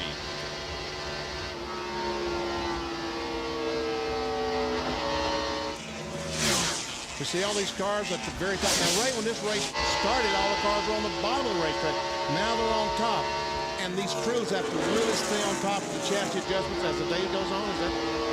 Well, Benny, again, going back to the experienced guys know that as this racetrack goes on, it gets tighter and tighter, and that upper groove comes in. If you set your car up to run in the upper groove, you will be faster at the end of the race. You suffer a little bit in the beginning or in the beginning of a tire run. In the beginning of a tire run, a lot of guys can run the bottom, and you lose a little bit of time. But as the run goes on and everybody starts to move up, the guys that are set up for the top are faster. Nearing the halfway point of this race. Mike Skinner continues to lead. There is Rusty Wallace once again, who's running 6th. But he is running about 20 seconds behind the leader. Here's Ward Burton, who was running up in the top 10, now relinquishing that to come in for a pit stop. Jerry is right there. And this would be an unscheduled pit stop, guys. They actually pitted it in the same sequence everyone did about 20 laps ago. The problem was they did not get it completely full of fuel. They had a problem with getting the fuel in the car, so they're going to come back in. Just put 2 right side tires down left side in order to get it completely full of fuel. So it's an unscheduled stop for Ward Burton. He came up and handed me a note a moment ago and said, didn't get gas in, going to have to come back in, so decided to go ahead and put 4 tires on. He is down and away.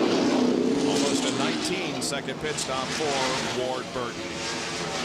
Mike Skinner so far has led 106 of the 162 laps in this race, looking for his first NASCAR Winston Cup win. About 6 seconds behind is Bobby Labonte, and 8.5 seconds behind third place Jeff Gordon. ABC's coverage of the Cracker Barrel 500 from Atlanta Motor Speedway will continue in just a moment.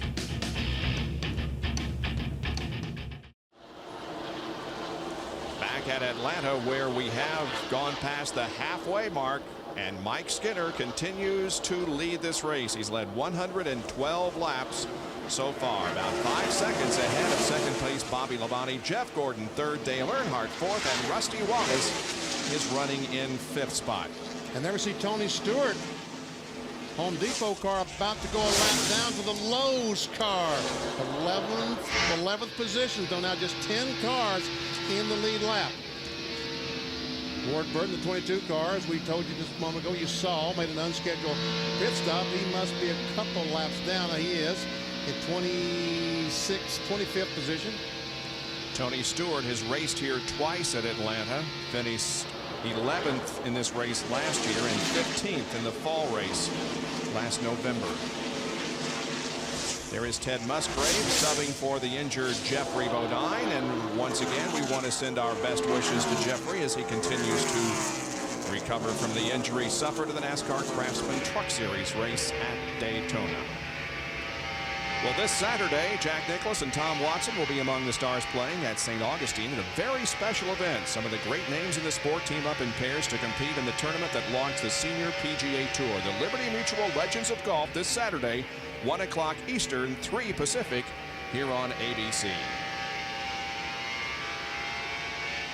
So with Tony Stewart going a lap down, there are 10 cars on the lead lap. This is Derek Cope going on the bottom of the racetrack as he goes, bam, he goes by a slower car. Here comes Terry Labonte on the inside. The Kellogg's car goes by. The 4 car of Hamilton goes by. And here comes the second place car of Bobby Labonte by. On board with Bobby Labonte. And Stewart, since he just lost the lap, now decides to come in for a pit stop. Bill Weber, he's coming toward you. Well, Tony Stewart limps down pit road with 172 laps on the board. He believes he has a tire going down. The crew very disappointed here. Let's see if they decide to change all 4. They do the right side first. They will do all 4. So Tony apparently not certain at this point which one it was. So the 4 tires stop, and they've had a very long day for a very promising team. How about that 15.1? Probably the best number I've ever seen in one of our time pit stops. Tony Stewart finished 4th in the point standings in his rookie year last year, is currently 4th here in the year 2000. A year ago at this time, he was 25th in the point standings, so he is 21 better than last year. Here once again is the leader, Mike Skinner. Last lap at 179.883 miles an hour. Which was faster than second and third place cars of Labonte and Gordon, and also Earnhardt. Mike Skinner, Larry McReynolds have really worked. They have a terrific setup on this number 31 car today. Let's go to this NASCAR 2000 moment, brought to you by Home Depot, live from Atlanta Motor Speedway. Here's Jerry Punch. The high speeds on the racetrack are the result of some significant technology, very sophisticated when it comes to chassis. But the high speeds on pit road in changing tires are just simple common sense. Let me show you how you put a tire on very quickly. They already have the lug nuts in place. Now what Walter Smith is doing here, he's the jack man.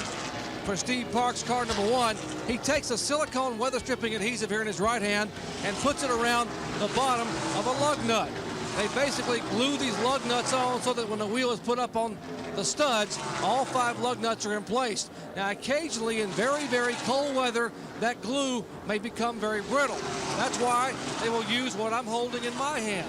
As opposed to what he's using, they will use a sticky little foam circle. They put that on the back of the lug nut and will put it down, and it will stick on the wheel.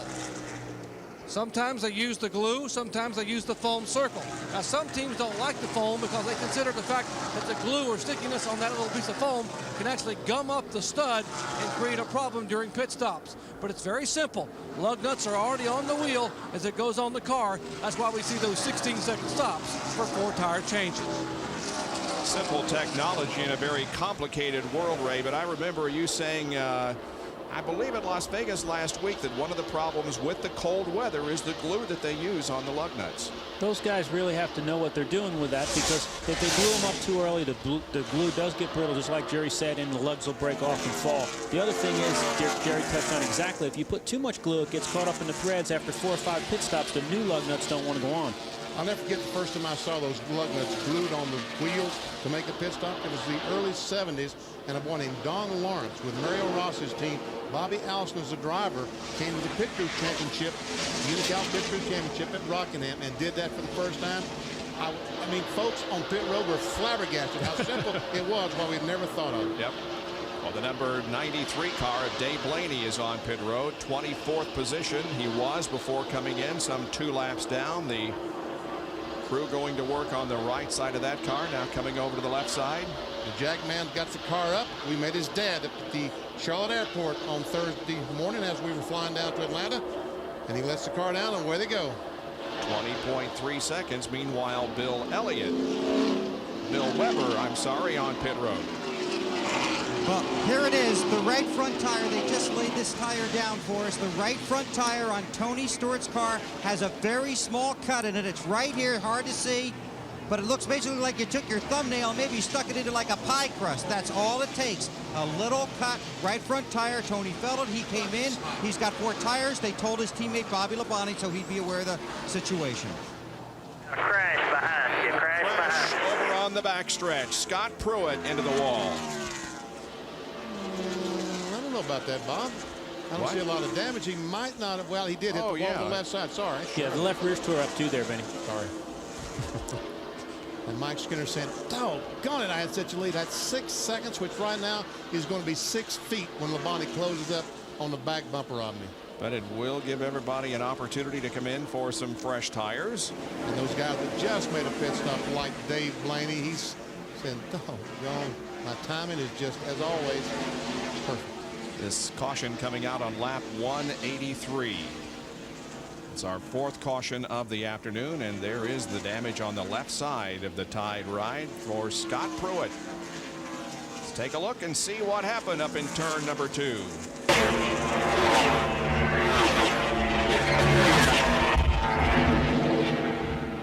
Wow. From Rusty Wallace's view,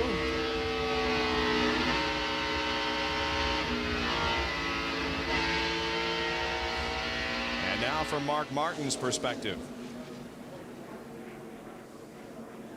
Well, don't you know they get concerned when they see that smoke and those cars light up, and watch as the car comes across the racetrack, and Mark said, I've committed to the inside. I just hope he doesn't come down too soon. Pruitt's car limps back toward pit road. Meanwhile, the field is bunched up behind the pace car, and pit road is now open, and so here come those on the lead lap. Only 10 on the lead lap at the moment. Skinner, Labonte. Here comes Jeff Gordon, Dale Earnhardt, down to John Kernan. Dale Earnhardt's crew waiting for him to come in. 1 pit stall away. He'll go in. It'll be a 4-tire change. He and car owner Richard Childers talked it over. They decided to not make any adjustments to the car. It's pretty good. Let's go down to Bobby Labonte's pit and Bill Weber. Very quietly, this is one of the best pit crews on the 18 car on pit road. Up on the air pressures, track bar adjustment for Bobby Labonte. He said it's like driving on 4 flat tires after you've been out there for a while. To Jerry Punch. Skinner, Labonte, and Gordon, all 3 on the pit Skinner down and away. Bobby Labonte scoots by. Great pit stop for the Interstate Batteries crew. And Gordon into car number 21 in Chevrolet heads down pit road. 4 tires for the leader, Mike Skinner. Very minimal, and I should say very minimal, air pressure change. And you see both Skinner and Jeff Gordon both that time had slow pit stops, folks. Used to 19, 20-second pit stops were good. Anymore, that's about 3 seconds slow. And the 17 car of Matt Kenseth pitted too soon. Yeah, he's a couple of laps down, but did come in with those on the lead lap. I'm assuming that he had something he wanted to do down there. That's why he came in too soon. Bill Weber? Yeah, Benny, remember we talked about the overheating problem they were having. He does have a water pressure and a water temperature gauge in that car. He was overheating. It was up to 275. Robbie Reiser said they got it down to around 220, but he didn't know how long it was going to last. They had to come down and try and work on it again. They couldn't wait. So Kenseth back on the racetrack, but a couple of laps down here to the competition. Our 4th caution of the afternoon is waving over Atlanta Motor Speedway. This one brought out by a spin and contact with the wall up in turn 2 by Scott Pruitt. Back after these messages and a word from our ABC stations.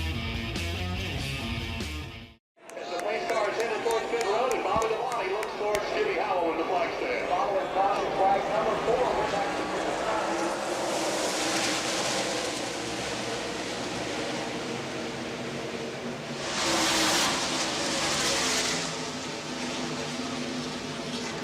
We have just gone green here at Atlanta. The car is less than half a lap under the green. And up front, we see Jimmy Spencer trying to get a lap back. And we see Mike Skinner trying to get the lead from Bobby Labonte.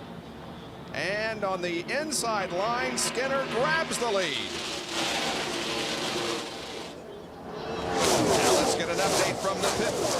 First, we go to Jerry Punch. Following that pit stop, Larry McReynolds, Mike Skinner, crew chief, asked him, said, is everything okay? And Mike said, we got a light flashing on the dash. The light flashing indicates low voltage on the car. Mike reached up and cut the switch off, which controls the driver's air conditioning or a driver fan that blows on the driver.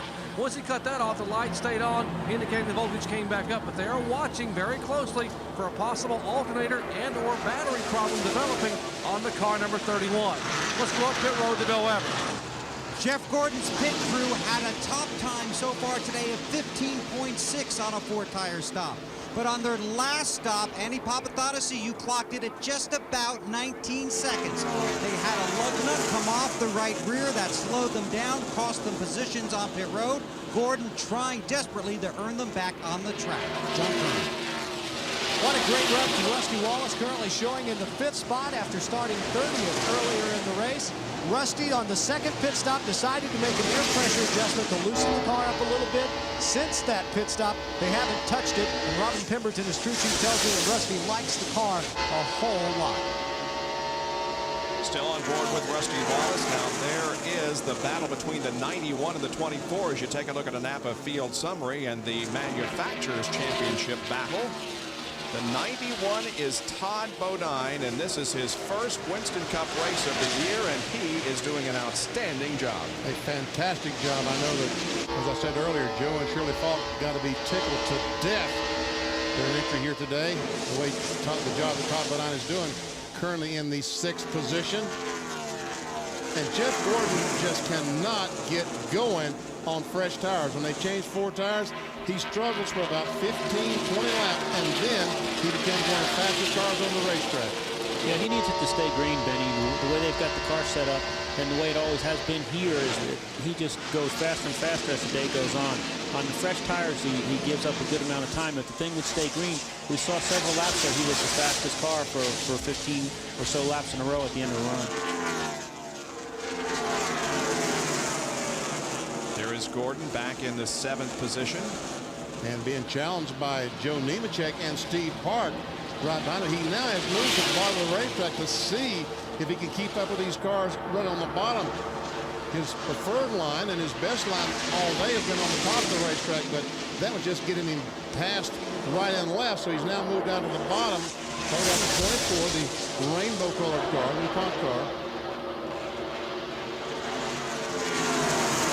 There's the battle between Steve Park and the number 1 and Joe Nemechek in 33. That's for 8th position.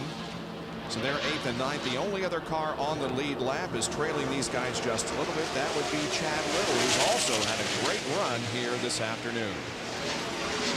Chad Little, after he came back in, made a second pit stop, and I don't know exactly what they did to his car. He lost a lot of track position with that second stop, and that's what he's doing with all the traffic between himself and Steve Park.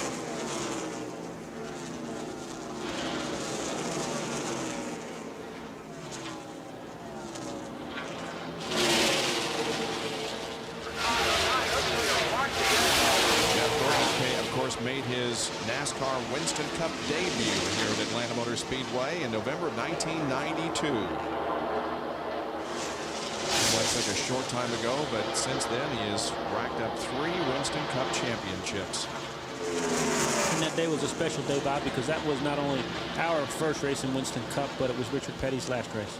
Ray, that was, when the record books are written, as far as I'm concerned, the most memorable stock car race I ever did, and I think Benny would agree with that because of the fact that we had the championship up for grabs among 3 drivers, Jeff making his debut, Richard ending his career, and it was just a day that I'll never forget.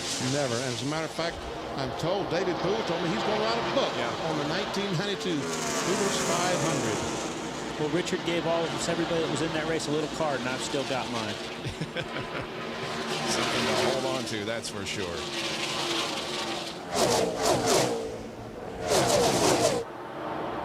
Look who has closed in on his teammate, Dale Earnhardt. We talked in the opening of the show about the veterans who are showing a reemergence of strength this year, and this guy has to be at the top of the list. Dale Earnhardt, currently 7th in the point standings, looking for his 8th NASCAR Winston Cup championship. He has the best finish, 9.9 finishing average here at Atlanta. He is second right now to Mike Skinner. Bobby Labonte runs 3rd, followed by Todd Bodine and Mark Martin. And once again, we'll watch the battle off pit road. We see Earnhardt down pit road, the dark car coming down pit road slowly at 45 miles per hour. Here comes Bobby Labonte, but as he accelerates, he's trying to get alongside Earnhardt, but Skinner drives out in front of those two, and it's Earnhardt to that white line, and Jeff Gordon will beat the 91 car of Todd Bodine. And there is the reason for the caution. The DeWalt Tools 4, driven by rookie candidate Matt Kenseth, had some kind of a problem that caused a huge puff of smoke from the car. Matt Kenseth comes into this event second in the Robestas Rookie of the Year point standings. Dale Earnhardt Jr., the leader there.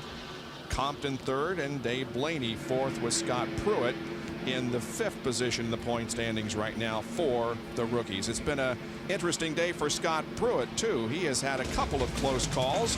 First of all, he went 3 wide with Rusty Wallace and Kenny Irwin, almost lost it. Then on pit road, he and Bill Elliott did have contact. Later, he was into the fence in turn number 2 with heavy damage to the left side of that car, and Scott Pruitt is now officially out of the Cracker Barrel Old Country Store 500. Jerry? A moment ago, you saw the race off of pit road. What you may not have seen was an incredible pit stop by Mike Skinner's Lowe Chevrolet team. They came in, put 4 tires on the car, filled it full of gas in 15.2 seconds. And as they dropped the jack, Mike Skinner, the driver, began to scream, "Great job, great job." He screamed, "You guys are awesome," all the way down pit road. Let's go up to Bill Weber. And another good pit stop for the Interstate Batteries Group, 15.75. They added a round to Bobby Labonte's car. They can make it to the finish on one more stop. Jeff Gordon was in. They used a chassis adjustment. Got 4 tires and fuel. John? Dale Earnhardt took on 4 tires. Same thing for Rusty Wallace. No chassis adjustments, and they too only need one more stop to make it to the end of the race. I'm also back here in the garage area with Matt Kenseth, who has pulled his DeWalt Ford in here. Matt, motor problems? Yeah, something just let loose under the hood. The DeWalt Ford was running really good all day. We got up to the top 10 and had some heating problems, so we came in and you know, cleaned the grill and put some water in it, and then we were okay after that. And it just didn't give any warning. It had a little vibration for a while, and then it kind of something just broke inside. Matt Kenseth done for the day. Back to Dr. Jerry Punch. Well, guys, Mike Skinner and Dale Earnhardt are teammates, and a moment ago, Larry McReynolds said that told Skinner, said, you know, Earnhardt's probably going to try to get by and lead a lap, and Skinner said, you know what, I'd let him by and let him lead a lap. The only problem is he's not going to let me back by, so I got to try to battle him as best I can. So even in the same team, we're going to see a war here on the restart.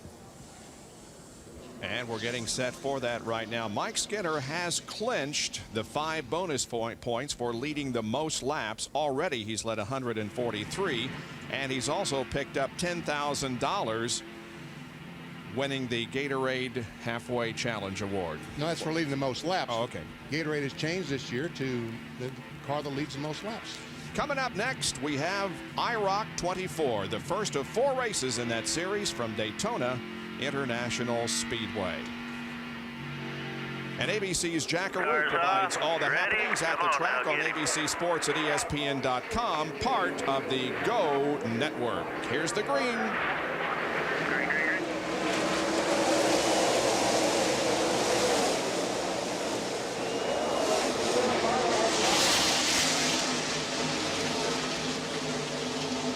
Oh, here comes Earnhardt. He's got to run off 2. What's this down the backstretch? Oh, some contact. And look at the damage to the right front of Earnhardt's car. And these are teammates. Richard Childress can't be happy about that. Now, Ray, what are you going to do with your 2 Dodge drivers next year if they do something like that? Well, as we saw earlier today, that meeting that Joe Gibbs had with Bobby Labonte and Tony Stewart, I believe Richard Childress will have a meeting like that with Dale Earnhardt and with Mike Skinner, because that right front is going to hurt the performance of Dale Earnhardt's car. And I think maybe the right front tire is going down on Earnhardt's car. Watch as Labonte goes by for a second spot. Earnhardt is off the pace as Rusty Wallace comes up for the position. And also the 6th car, Mark Martin. That fender is bent in pretty far on the right front, Benny, so it's not only hurting it aerodynamically, it could be rubbing in the corner, which would upset Dale Earnhardt. Here's a replay from Mike Skinner's bumper cam.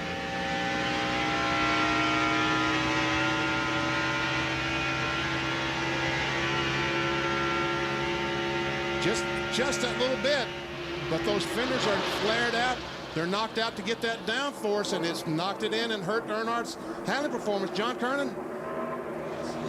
And I'm with his car owner and also Skinner's car owner, Richard Childress. Richard, first of all, how bad do you think the damage is on Earnhardt's right front after that contact with Skinner? Well, we couldn't tell. He just asked. We got our spotters looking. It definitely hurt the front end arms pretty good. You're going to have a meeting with those guys and discuss it? Hey, they're big boys. They know what racing's all about. Back upstairs. Richard Childress, the owner of both the 3 and the 31, and that has put Dale Earnhardt back in the 4th position. Now he loses that spot, or almost, to Jeff Gordon there in the 24. And Skinner is just checked out once he and Earnhardt made that contact. And Bobby Labonte spent a couple laps trying to get by Dale Earnhardt. That's Labonte, the 18 car, followed closely by Rusty Wallace. Skinner is just checked out on this group. Last lap, 184.695 for Mike Skinner, and a car in the wall. 75 of Wally Dallenbach again. He spun earlier in the race coming off corner number 4. This time it's wall contact. And now Earnhardt perhaps can come in and get that fender flared out that he bent in. Meanwhile, it is going to bring out our 6th caution of the race. Come on hard, come on hard. Right up high here now. That was the spotter for Sterling Marlin telling him to come hard and try to get the lap back, but he did not. It's Keith Simmons, the chief engine builder for Sadco. John Kernan. And this is a good break for Earnhardt. They've already made plans. As soon as pit road opens, they will come on pit road, change tires, pull that right front fender out. The spotter had told him, and now he's waving his fist at Mike Skinner out there on the racetrack. So maybe we might have a nice little rivalry develop right there. But Earnhardt will pit just as soon as he can, and they'll pull that right front fender out. And the spotter has told him a couple laps ago before the spin by Wally Dallenbach that it didn't look like it was that bad to him. So they're glad to have this caution to get to work on the car a little bit. Maybe they can get it back to close to the same shape that it was before the contact. All right, Ray, these cars have only run 8 or 9 laps on these tires. Do they stop, or do they give up that track position? What do you think? Well, not everybody has to pit, but if you're Dale Earnhardt, you need to come in and fix that. There's only 10 cars on the lead lap, so we might go ahead and see the leaders pit, but they can make it on one more stop from here. And Earnhardt was very animated when he came up alongside his teammate Mike Skinner. Watch the fist waving. I think he was just asking him to take a look at the right front fender on his car and let him know how bad it was. Oh, yeah. How about my fender? There it is. Yeah, see, he's pointing, but it's probably, no, I don't think so, Ray. I think he's pointing to Skinner and saying, look, don't be blocking me anymore. John Kernan. They've already used a hammer to beat that right front fender out. Actually, it looked like it was just pushed straight in, so all they had to do was push it back out. Now, I can't see from my vantage point on this side of pit road how successful they were in doing that, but they did take a hammer and beat on it. Now they're going back over to look at the fender again. They're pulling on it, and Kevin Hamlin telling the crew, make sure that you get the fender good. So they're looking on both sides now. They're finally finished with the work. And Dale Earnhardt is headed down pit road toward where Skinner is pitted, and that's where Jerry Punch is with his crew chief. Larry McReynolds talking to his driver, Mike Skinner, trying to calm him down. And I know, Larry, Mike told you a moment ago he thinks his teammate Earnhardt a little mad at him. Well, you know, I don't know if they got together, but like I told him, we're racing our race. We got 112 laps to go. We don't see any other car numbers, any other car color. It's a chance for this Lowe's team to get their first win today, but it is Atlanta, and it is 100-something laps to go. So we just got to keep running the race that we've run these first 213 laps. Your car awfully good. Any significant adjustments? You got one more stop left here. Will you change anything? I mean, you haven't changed much at all today. No, we really hadn't, you know. We learned a lot from the Busch race. This racetrack, the balance don't really change on it. When it's this cooler weather, it's just like it just runs faster. So we learned from last night and just trying to keep the same stagger. I know radials are all the same size, but they do vary a little bit. That's the biggest thing we're trying to do. Good luck to you. Appreciate it. Larry McReynolds trying to keep his driver calm, very concerned when he learned leading over and saw Earnhardt shaking his fist at Mike Skinner. 23 wins as a crew chief for Larry McReynolds, but none since with Dale Earnhardt in 1998. The car of Wally Dallenbach is still on the racetrack. We are under caution. Allows us to take another break with 214 laps completed. Back in Atlanta after these messages and a word from our ABC stations. Still under caution here at Atlanta Motor Speedway. Dale Earnhardt has been on pit road a couple of times during this caution period, and again we document how close and tight it is on pit road. Watch this. Oh, the tire carrier for Darrell Waltrip's going around with a tire for the right front. Earnhardt clips that tire and knocks it out of his hand with his left front. I think the guys are just going around to make sure that that right front fender is going to be okay. We see some tools around there making sure that the flare is back out. Earnhardt's son, Dale Earnhardt Jr., has been in the wall a second time. There it is. He's back in the 37th position, 18 laps down.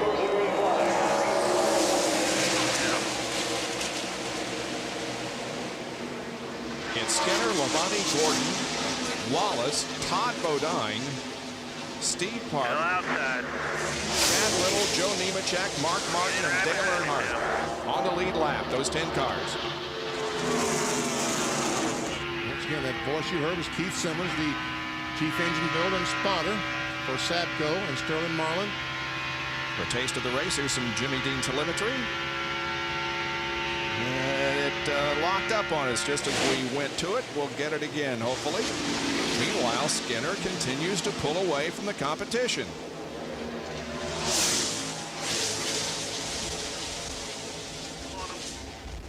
There it is. Now, bud, looking good.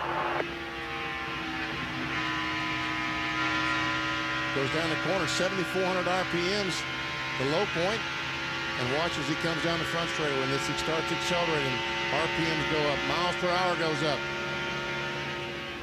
He's going into the wind coming down through the quad oval area here, but as he rounds corner number 2 and down the backstretch, he'll pick up the tailwind and exceed 190.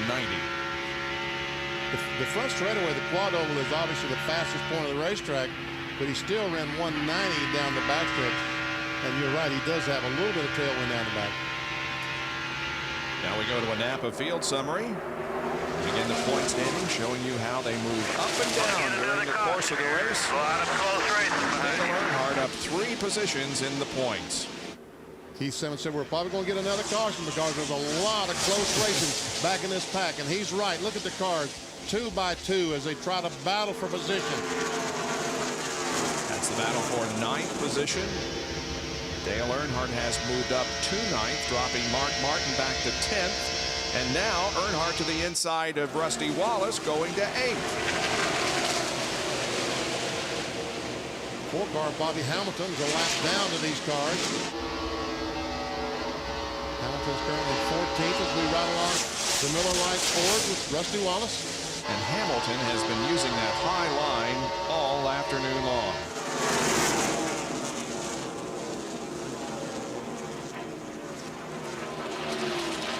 We interviewed Matt Kenseth just a moment ago, but they've looked and decided they cannot repair the car, so he is officially out of the competition today, the DeWalt Ford. Bobby Hamilton has had a nice move since the start of the race. He started 38th and now is in the 14th spot. Make that, yeah, 14th.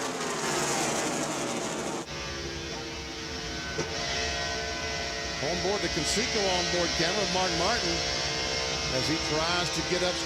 Jeremy Mayfield, 12 car, several laps down. 15, they had to change the transmission in his car, and as I told you, Bobby Hamilton just 1 lap down. But right now, Mark can't get by either one of them.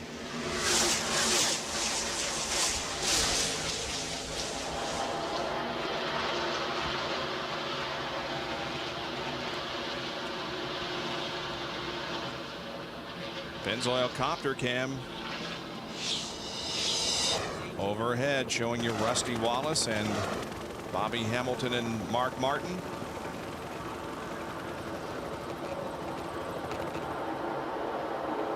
There is Jeff Gordon, followed by the number 1 car. That's a battle for position 3rd, 4th, and Chad Little. Chad is having one of his best races ever in this series. Todd Bodine, the 91 car, is there in 5th. And as you said, Chad, but here comes Earnhardt on the inside. And Todd Bodine is going to look on the inside. Earnhardt goes by the 97. And Ray, looks like these new tires are really paying off for Earnhardt. Yeah, even though there wasn't a lot of time on the other guys' tires, those 4 fresh tires seem to help Dale staying on the bottom. He needs to get done passing what he's got to get done in about 10 laps, because then the tires won't be that big of a difference anymore, baby.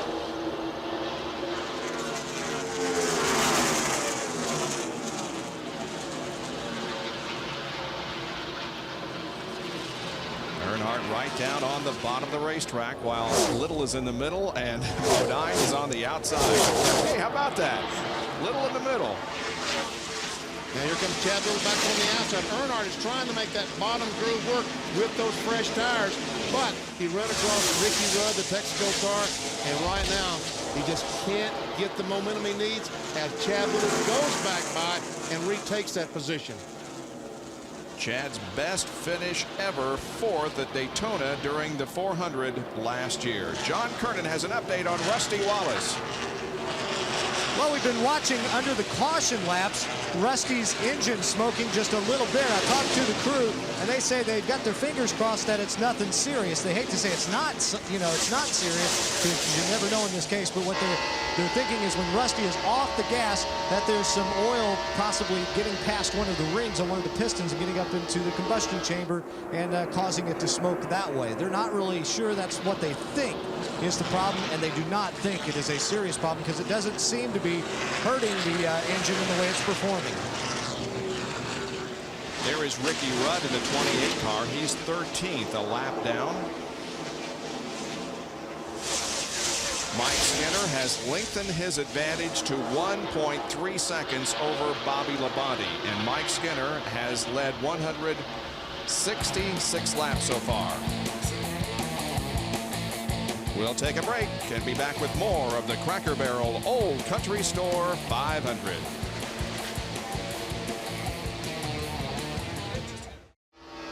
And an update on the Mobil 1 sponsored car of Jeremy Mayfield. He's in 34th position, 15 laps down. He had a gear problem earlier and spent many laps behind the wall. Rusty Wallace there is currently in the 8th position. Now, while we were in break, we had a change of lead. Remember, Mike Skinner had over a second lead. Well, it diminished rapidly, and Bobby Labonte came like a rocket ship out of the second corner, down the backstretch, and at the end of the backstretch took the lead from Skinner. I wonder if maybe when Mike Skinner and Dale Earnhardt made contact, if there might be damage to the right front of Skinner's vehicle. No, it wasn't the right, it was the left rear that he made contact, yes. Don't see anything, but all of a sudden Skinner is losing. He's now a 2nd and 2/10 behind Bobby Labonte. Could be just a track change. They've changed tires. Could be just a little bit of air pressure. That set might be just a little bit tighter. Larry was talking about stagger. Now, when he was talking about stagger, he means in measuring. It's so small of a difference. Sometimes you have to measure it in millimeters. Exactly, Ray. And I think what Mike's experiencing right now for the first time today is a little bit tight coming off the corner. He can't get back in the throttle like he would like to be coming up off the corner. That's why his lap times have slowed down. As for any damage in that left rear fender with the contact with Earnhardt, they've asked their spotters and they've watched very closely. They don't see anything wrong with the car, but obviously not at the speed like he was before. What they keep telling Mike each time by, and Ray, you might comment on it, it's a mental game right now between crew chief and driver. They keep telling Mike 34, 33, 32 laps until our final pit stop. Hang on, we'll fix it. Battle there for 7th between Rusty Wallace and Todd Bodine. And what they've got to do, Mike, is just keep encouraging him to search around the racetrack and find a place where that car pushes the least, so he doesn't lose a lot of time to Bobby Labonte, because they all have to pit at least one more time. Well, the Nation's Rent on-track interval will show you how Labonte has steadily moved away from Mike Skinner since taking the lead. Took it on lap 234, and since that point has moved it up. It was 1.3 seconds on 239, and it's even more than that now. Look how consistent Bobby Labonte, 4 of those 5 laps were 30.50. That's in seconds, and just 1 lap at 30.6. And all of Skinner's laps were slower than Labonte's slowest.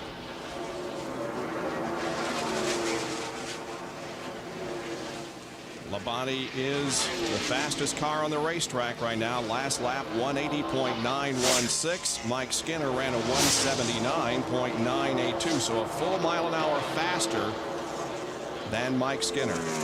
Ray, you talked about on the break, the air dam on the left front of Skinner's car. There's something wrong with it, isn't it? Look at that left. Is that just a shade? I guess it's a shade. Benny, I can't tell, with the black tape, and, the cars start to get sandblasted, and it makes it look funny, so I don't know if it's a shadow or not, but if there was something there, it could be as little as a 1/4 inch of that air dam folded back underneath and take front downforce away from that car, which would start it pushing.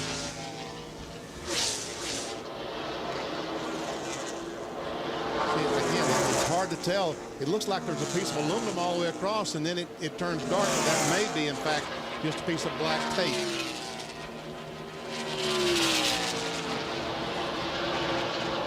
Could very well be the tape, but again, it could be just a minimal amount of tire stagger, or for some reason a little bit of pressure build up. It could be as little as a 1/2 pound to 1 pound of tire pressure build up to make that car start to be tight. Chad Little going by the 24 car. Jeff Gordon taking over the 5th position. Napa Field summary, the manufacturer's battle, and now we see that Chad Little is the fastest and the highest placing Ford at the moment. Skinner, the best Chevy, in 2nd spot, and of course the lead is held by the Pontiac of Bobby Labonte, who has won 4 of the last 7 events here at Atlanta Motor Speedway, but he has only won the spring event once. But Labonte has things in hand right now with 245 laps completed.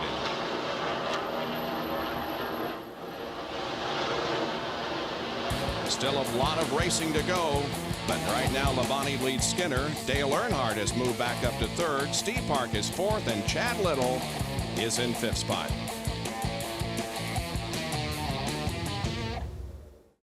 There's the overhead shot of Atlanta Motor Speedway from the Pennzoil Copter Cam on a beautiful Sunday afternoon in race number 4 of the 2000 NASCAR Winston Cup Series.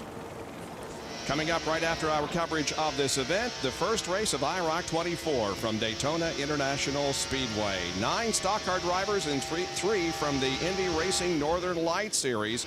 Dale Earnhardt is the defending series champion, How is he going to do in the year 2000? Jeff Gordon is on pit road, Bill Weber. He's here early basically because his car has gotten very loose. They are going to try and tighten him up. He's going to get 4 tires and 3/4 of a round of wedge. He'd also talked briefly about a vibration. This is early. They wanted him to stay out a few more laps so they could make it to the finish. I don't think he can make it from here. Waiting for the left rear tire. The lugs are on. Gordon's away. The 2's on pit road. John is there. A half lap ago, Rusty Wallace radioed in and said, I've got a tire going down, I've got a tire going down. It doesn't look like the lefts are flat, but it could be on the right side. They'll swing around to the left side, change all 4 tires on lap 254, but I don't believe they will have the fuel mileage to make it to the end of the race without getting a splash of fuel. A little slow on the left rear tire, but they finally get the lug nuts tightened and Rusty is down and away. So 2 of those in the top 10 have made pit stops. So now 8 cars on the lead lap. And at the front of the field is Bobby Labonte. The pit crew has done a great job today getting him in and out of the pit area. And he has taken the lead, has now led 30 laps of this event, and he is 4.15 seconds ahead of second place, Mike Skinner. That last lap, he was the only one of the top 6 above 180 miles an hour. Skinner second, Dale Earnhardt running third, 5.5 seconds behind Bobby. That last lap, Dale Earnhardt was a little slower than Skinner. He had been gaining on Skinner, and it was going to be very interesting to see what happened when he caught Skinner. But now it looks like that Earnhardt's car might be dropping off. No, that time he was a little faster than Skinner, so he continues to close in on the back bumper of the Lowe's car.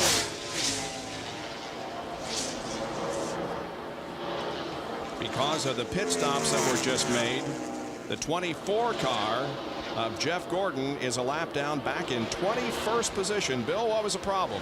Well, they told me it was a vibration, Bob, and now you can see why. Ray, this is the right rear tire off the 24 car. You can explain this a lot better than I can, but they had just used this all up right down to the cords. He was really hanging on, wasn't he? He really was. When a car gets loose like that, and sometimes if it overheats that right rear, you can start to blister that tire, and that comes from temperature. And Jeff Gordon is really good. When he tells you there's a vibration, you need to pit and get the tires off that thing. And Rusty Wallace's crew has checked all 4 tires. They still have not been able to determine what the problem was, but Rusty felt something that just did not feel right. Thought he had a tire going down. So to be safe, he came on pit road, but the crew's still looking over the set of tires that they took off of the car. Rusty Wallace is in the 22nd position, and Dale Jarrett running back in 24th, but he is 2 laps down, and he's really off the pace, isn't he? Something is really amiss on the 88 car right now. All the cars are going by. I don't know if it's a flat tire, a lost engine cylinder in the engine, or what, but he is really slow right now in the 88. It has not been a good day for the defending NASCAR Winston Cup champion, Dale Jarrett.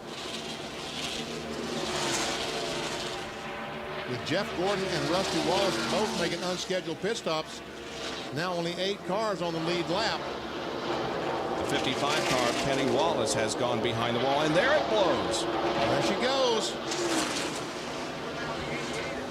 Could this bring out a caution? I don't know. Caution, no caution. Pete Simmons is telling his driver Sterling Marlin no caution. Jarrett got it quickly down to the apron of the racetrack. And any fluid that is coming from the car, if there is, and we don't know that, it would be on the apron and out of the racing groove. It was a strange deal. It didn't look like the engine let go in that car. I don't know what might have happened here. We see Earnhardt closing in right on the back of Skinner.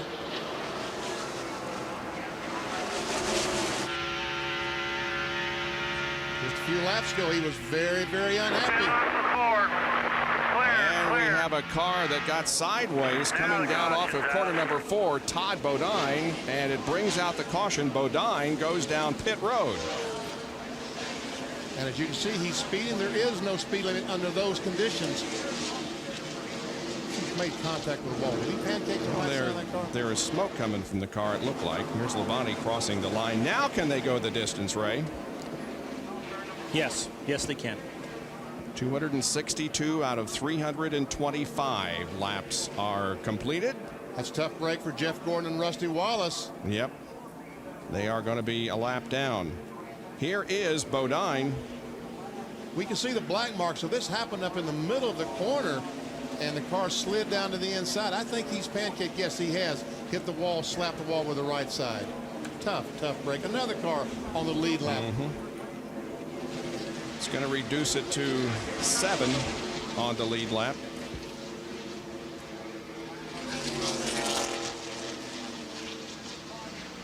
So the caution is out once again.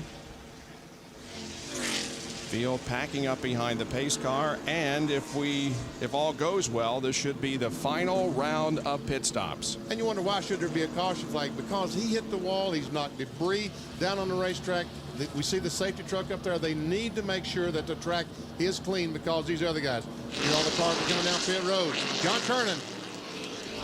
Dale Earnhardt's crew waiting for him. They can go 64 laps on a tank of fuel. That should get them 1 lap beyond the end of this race, so they should be able to make it the rest of the way, but it could be very close. They also want to look at that left front fender again just to make sure that it's not pushed in on the tire. To Bill Weber. Bobby Labonte is here. They're going to make an air pressure adjustment, down a ½ pound on the right front, add a ½ pound to the right rear. Earnhardt has left his stall. Jimmy Makar asked Bobby if he wanted anything else done to the car. He said, nothing I can think of, so it's 4 tires and fuel. The Jerry Punch. Mike Skinner, half a round of bite out of the right rear, air left rear. Skinner down and away. He was a little bit tight coming off the corner. Earnhardt beats Skinner out, and does Bobby Labonte. Yeah, that 2nd and 3rd position is going to change now because Earnhardt beat Skinner out of the pit area. Here comes Mark Martin now. Just 8 cars on the lead lap. Those were the ones that made the pit stop. So under the caution, we'll take another break and be back after these messages and a word from our ABC stations.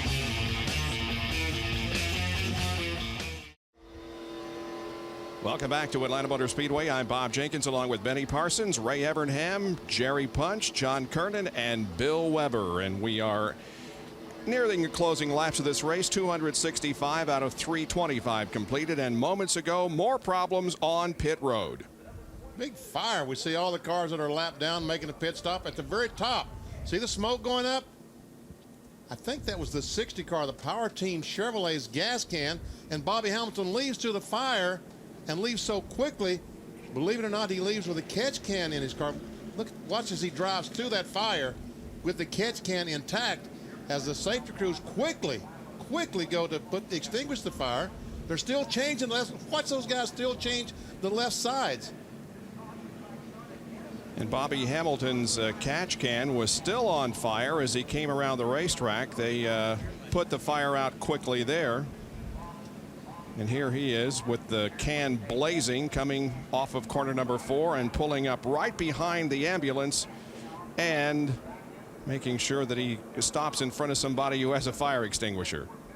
His crew quickly takes the fire extinguisher out, kicks, and the fireman goes out to check everything, and he says, "Look, get out of my way, I got to go." Dale Jarrett is out of the race, John. And Dale has already changed clothes. The crew looking over the car. What happened, Dale? I don't know. We had a Monday on Sunday. It was one of those bad days. Just nothing went right, and something finally happened in the engine department. But just started off bad and got worse. I guess it's the odds catching up with you. Last DNF was last year in the Daytona 500. Things are going to happen, and you know, these guys have done a fantastic job, always do. And unfortunately, things are going to happen some days. You know, I got into somebody on pit road. He cut straight across in front of me. I couldn't miss him, and then things got worse from there. But these things just do happen. Well, the day is now over for Dale Jarrett as he gets ready to exit the track. And it ends his streak of running at the end of the last 36 NASCAR Winston Cup races, but he is out of competition here this afternoon.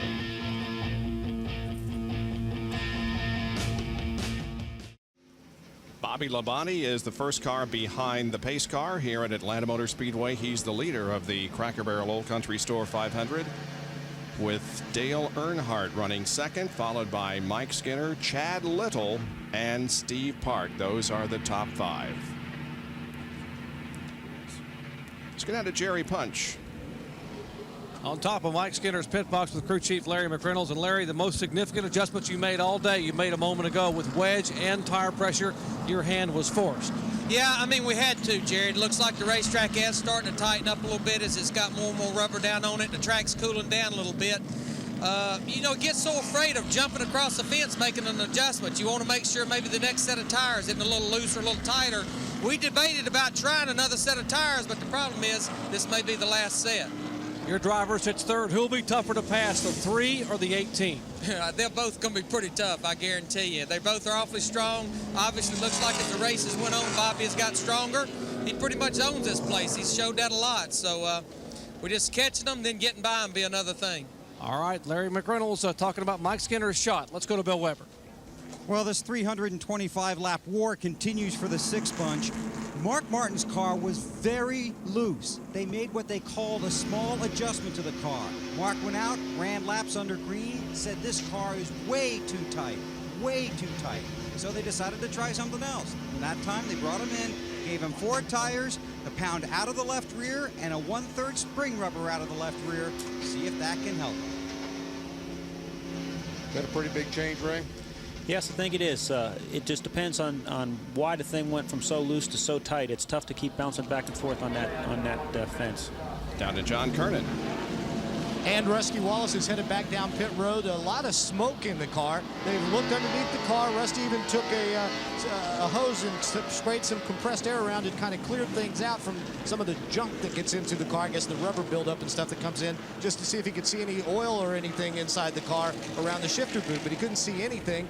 And now they're thinking that what it could be is the insulation up on the floorboard that from the heat from the header pipes is getting so hot that it's actually burning that insulation. So to help Rusty out, there's another vent on that left side, on the right side window, and Robin Pemberton, his crew chief, you saw him take some tape off of that just to allow some fresh air to get into the car to Rusty, because it's very smoky inside the cockpit. By the way, Wally Dallenbach caused the caution flag when he spun and hit the wall and turned forward, I don't know, 30, 40 laps ago. I don't think we reported. I was told, I did not physically see it, but I was told by spotters he did walk away from that car. So I wanted to report that Dallenbach is okay. He is out of the race in 38th position. We are getting set to go back to green flag competition. Pace car is dropping down to the apron of the racetrack.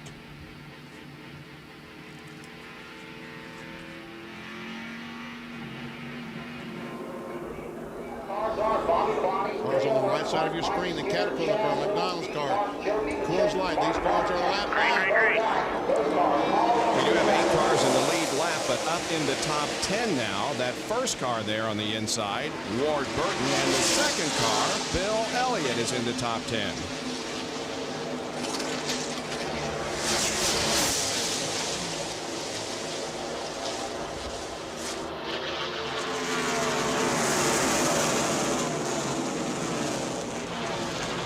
Goes up on the outside of Ward Burton. That is a battle for the 9th position.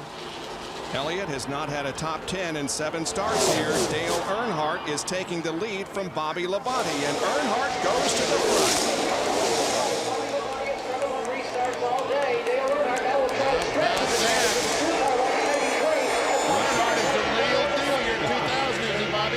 I tell you, we talked at the beginning of the program about how some of the young guys have had outstanding performances here in the first 3 races, but also some of the old wily veterans, and Dale Earnhardt finds himself at the front of the field, and the crowd is going wild.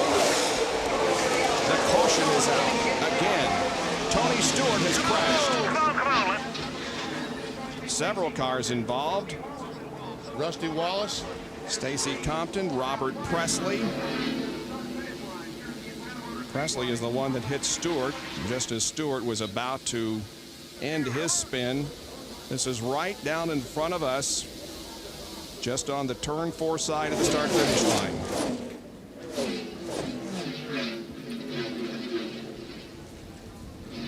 And none of the cars got their lap back. Ward Burton tried, Elliott tried. None of the cars got their lap back.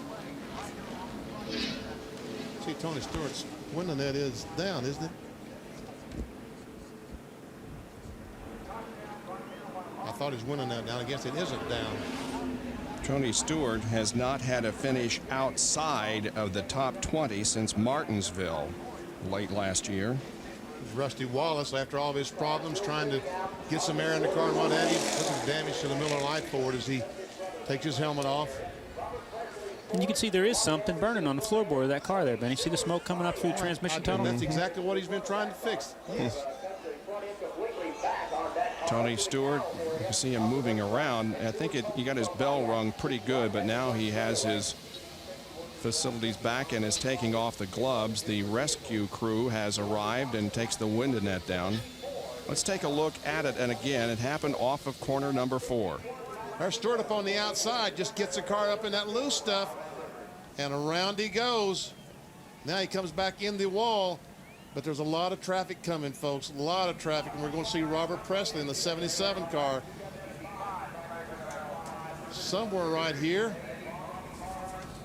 He's going to run into the right side of Tony Stewart's car. There are Compton and Rusty Wallace going by on the high side, and Presley then hitting Stewart. One more angle there. We see Tony spin, head on in the wall.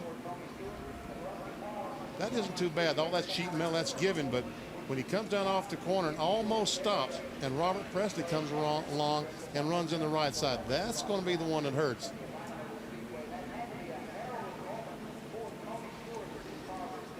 From Stewart's onboard camera.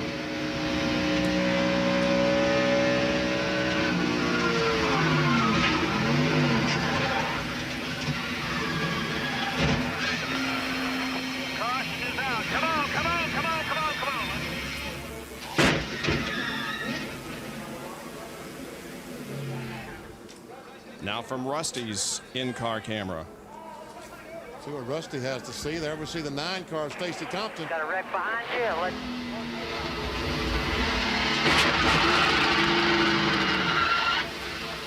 Just when it looked like Rusty was going to get through okay, he and Stacy Compton come together. And here it is real time.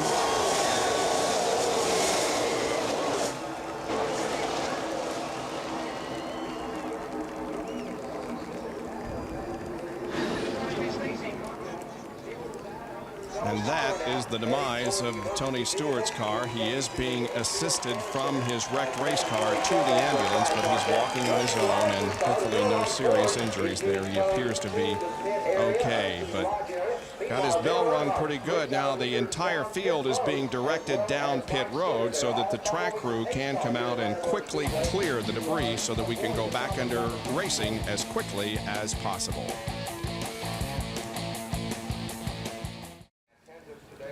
Well, things got a little crazy with cars bouncing around like hockey pucks just a few moments ago. This was Tony Stewart and his starting of the crash up out of turn 4.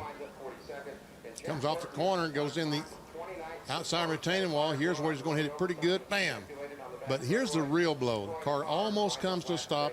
Robert Presley comes along. He really doesn't have any place to go as the 9 and 20 and the 2 spin by, and Presley hard in that right side. Here it is from another angle as Stewart lets the back end slide around, then head on into the wall. That triggered Stacy Compton and Rusty Wallace to get together as they slid between Tony Stewart's car and the wall right there, and then boom, Robert Presley with the contact. Now just the about the onboard time camera. that just about the time that he was saying that wasn't too bad, he got hit again. That's right. Let's watch it.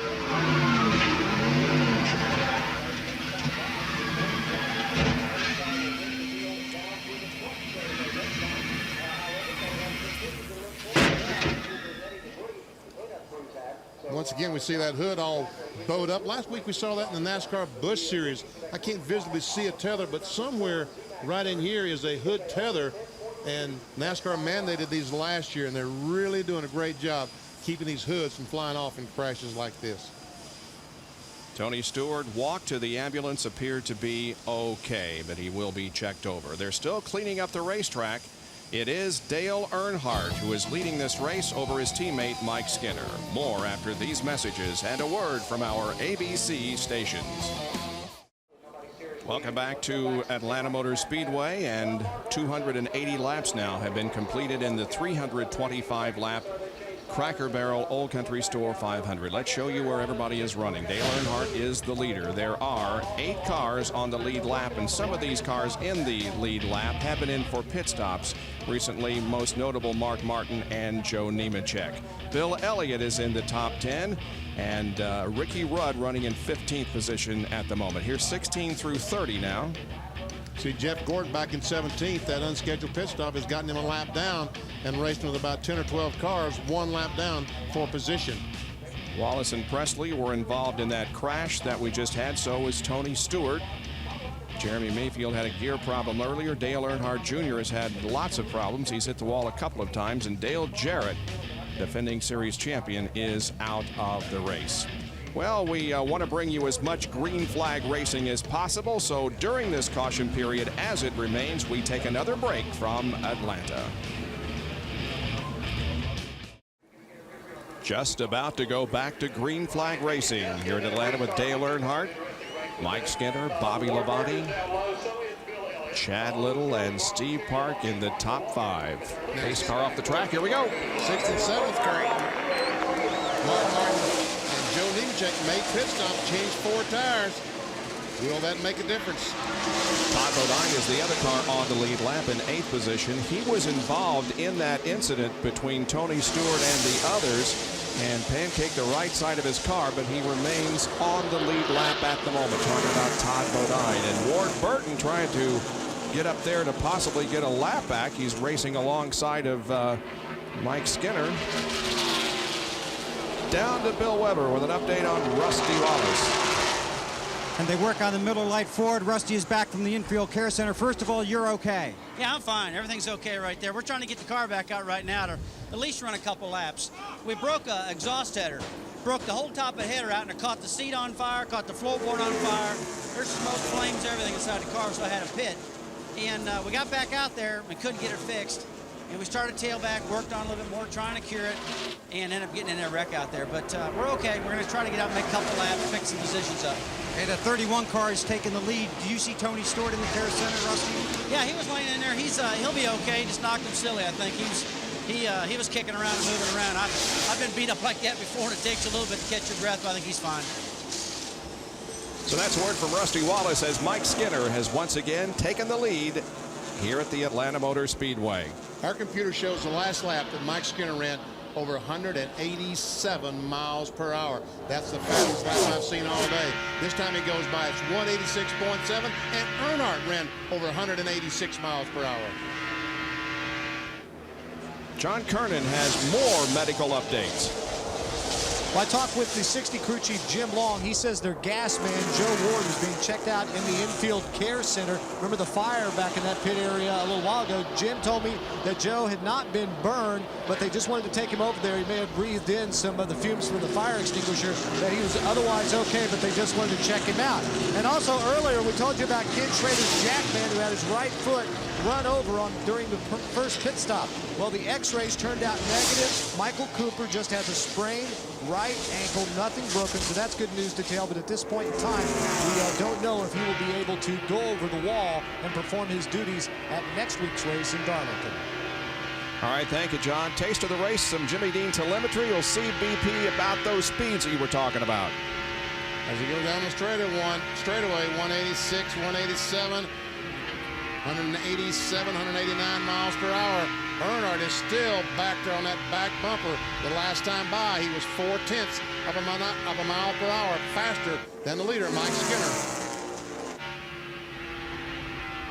Watch as he goes down the corner, slows down to 169. He will start accelerating and trying to leave Dale Earnhardt, but he can't do it. John Kernan once again. During that last caution, while Dale Earnhardt was riding around behind the pace car in the lead, he talked to his car owner, Richard Childress, and he knew that Mike Skinner was a little bit faster than him, and he told Childress, said, let Mike know that I'm not going to block him, that if he wants to take the lead, he can come around me. I'm not going to block him. He says we both have good race cars. We both have a shot to win. But one of us, one of the Childress cars, needs to win this race this afternoon. So Earnhardt putting aside the anger he felt earlier when Skinner blocked him down the backstretch and caused some damage to the right front fender to do the good for the team and allow his teammate out front. However, Earnhardt's keeping up with Skinner, and if his car gets fast, you can look for him to put the challenge on. Now down to Jerry Punch.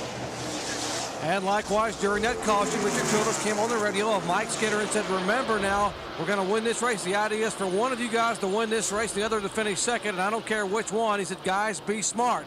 The concern right now for Mike Skinner's pit is that they want him to take care of those tires, and I think Larry McReynolds likes to see Skinner out front, but a little bit concerned about the pace he is setting right now, still with some 30 laps to go here at Atlanta. And look at Earnhardt close in. Mike's, go ahead. He might be concerned, Ray, about how Skinner's running low on the racetrack right now. Didn't you say if you move up on the racetrack, you'll save those tires a little bit? Saves the tires when you keep up momentum. Dale Earnhardt's car seems to run better as it goes on, so he probably knows that if he waits 5 or so laps that his car will actually pick up momentum. Skinner has never won a NASCAR Winston Cup race. He has only won one in the NASCAR Busch Series. That was here a year ago. Meanwhile, Bobby Labonte is only a second and a quarter behind these guys. And last time by, guess what? He was faster than both the 31 and the 3. More from Bill Weber. And that's not part of the plan, but that's exactly how it's working out. Bobby Labonte has not been strong on restarts all day. But the more the laps go by, the better that Pontiac gets. And remember, his teammate Tony Stewart was involved in the tire test here. Bobby Labonte, fastest of the top 3 that time by. And not only faster, Bill, he was much, much faster that time. It's going to be a good run to the finish. Less than 32 laps to go. Skinner, Earnhardt, and Labonte in the top 3. The 9th caution is out here at Atlanta. The same order, however, up front as Mike Skinner, Dale Earnhardt, and Bobby Labonte are the top 3. The caution is for the number 7 car of Michael Waltrip, who, as you can see, has some smoke trailing behind at Nations Rit Phillips Monte Carlo. Now, the pace car moved out on the racetrack, but Skinner and Earnhardt and Labonte had gotten by the pace car. So now he is sitting back there waiting for these guys to come by, and he'll pull out in front of them. That's why the pit road was not open, because the pace car has not gone by yet. All right, Ray Evernham, genius time. What do you do, stop and change tires on the racetrack? I don't know if it'd be genius, but I'd come in and put 4 tires on that thing. If I were on the lead lap with only 8 cars on the lead lap, I'd come in and put 4 tires and no fuel in that thing. So keep the weight out of it and get some fresh rubber on it. All right, Joe Nemechek, Mark Martin stopped the last time. You think they'll come back in or stay out front? I think that with only that many cars on the lead lap, that they need to come and make some adjustments to those cars to get them better and match up on equal tires with everybody. You know, there's still be about 25 laps to go probably when we get to green, or maybe a little bit less. That's plenty of time to get the job done here at Atlanta. The pits are open. Let's see if Ray is correct, and they come in. Yes, they are. Earnhardt and Skinner coming down almost side by side. Earnhardt the first to flank off. Here's John. And Chocolate Myers just waits patiently with the gas can to see if they put any in it at all. As soon as the caution waved, Earnhardt said, I want 4 tires. Now Chocolate comes in and puts in the gas to Bill Weber. Pit stop so critical here. Up 1 round on the track bar for Bobby Labonte. It'll be 4 tires and fuel. They take the tearaway off the left side of the windshield. Earnhardt's away to Jerry. This race could be won on pit road. Left side tires going on Mike Skinner's car. No adjustment. Earnhardt is away. Skinner is down. And Mike Skinner will be the first off of pit road in that final stop of the day. In fact, Earnhardt will come out 4th, it would appear, as both Bobby Labonte and Mark Martin beat Earnhardt off pit road. Well, now just less than 25 laps remain in this one. It's going to be a good battle to the finish, it would appear. Join us when we return in a moment. Welcome back to Atlanta. Reminder that ABC Sports is online at ESPN.com, part of Go Network. Above the Atlanta Motor Speedway, Doug Rice, Mark Garrett, Getting set for the resumption of this race. They have not yet received the 1 to go sign, so we're going to have at least another lap and a half under caution. Let's take a look at a Coke pit summary and see where they're running now and where they were before the pit stop. Skinner stays the same. Bobby Labonte moves up 1. How about Mark Martin gaining 2 positions, Earnhardt losing 2, and Steve Park gained 2 positions from 7th to 5th. See the cars weaving back and forth, trying to get ready, anticipating the restart just a lap and a half from now. What they're doing is debris on the racetrack. As these cars go around the racetrack at a slow speed, they pick up that debris. When they throw the green flag and they go down in 1 at speed, if there's debris on the tires, they won't grip that first corner. They'll slide up the racetrack and you lose position. So they want to be sure the tires are just as clean as they possibly can be. So they're using the racetrack as a vacuum cleaner. Another thing that they do, Benny, besides getting the tires clean and getting a little temperature in them, on a hard compound tire, they use a mold release, and the guys want to break that glaze on that tire so that tire's got its maximum amount of grip when they hit that first corner. We're under our 9th caution of the afternoon. That's just 2 shy of the record that was set here in 1968. Last year during this race, we only had 6 cautions. The average speed of the race is 133.162, brought down by the laps under the caution. As far as leaders and lead changes are concerned, we have had 17 different leaders, a new record, and 29 lead changes. Bill Weber? With Tony Stewart's crew chief, Greg Zipadelli, how's your driver? I just came from the infield care center. He's got a pretty good headache. He's whacked his head pretty good. He's okay. I mean, there's nothing wrong with him other than that. They're going to keep him there for half an hour, 45 minutes, just to make sure that it's just a mild concussion. And then they'll make a decision whether they're going to take him somewhere else or just release him. It looks like right now they'll release him as long as he stays like he is. They've got a bag of ice on his head over there, so you know, I think he had a headache long before we wrecked there. We had a skip in the motor from the drop of the green flag. We didn't get happy hour last night, and we just, you know, then we got a flat, right front flat, got us another lap down, so it just wasn't our day today. We'll just go to Darlington next week and see if we can do better. Thanks for your time. Okay. Glad to hear that Tony Stewart is going to be okay after a hard crash here on the front stretch. Green flag waves. Coming out of lap 304. Rusty Wallace came back onto the racetrack for a while, but now has gone back to the garage area. He ran some laps and perhaps moved up in the standings, but now calls it quits. He will finish in 32nd spot. Here comes Earnhardt up on the top side of the racetrack, 3 wide. Now that is a battle there between the 22 and the 94 for position. Neither one of them are on the lead lap, but they're still battling for position, and so is the 40 car of Sterling Marlin. Up front, Skinner, Labonte now second, and Earnhardt third. Now we got the top 3 cars, nose to tail. Ray, you talked about in one of our shows at the very top of the day. Well, here comes Earnhardt on the inside, a battle for second position. Earnhardt has the run, just 21 laps to go. He takes second from Bobby Labonte. Ray, you talked about these guys not getting a chance. And Earnhardt, Skinner is off the pace. Skinner is off the pace. With less than 20 laps to go, it's over for Skinner, Doc. Mike Skinner has lost the engine. Unbelievable. He just said, guys, I want it badly. We've waited a long time. I want this win. He was just congratulating the crew as they started back to green. And now, just that quickly, with 19 laps to go in its 114th start, it is all gone away.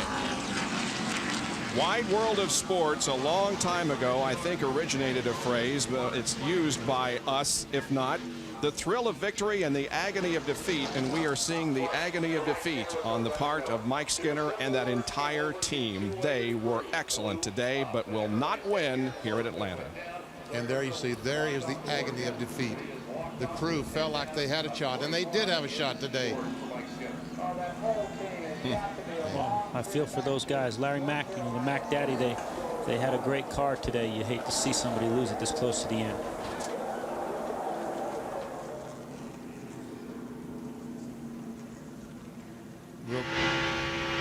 Running down the front stretch of Mike Skinner. Let's just listen as he goes down in turn 1.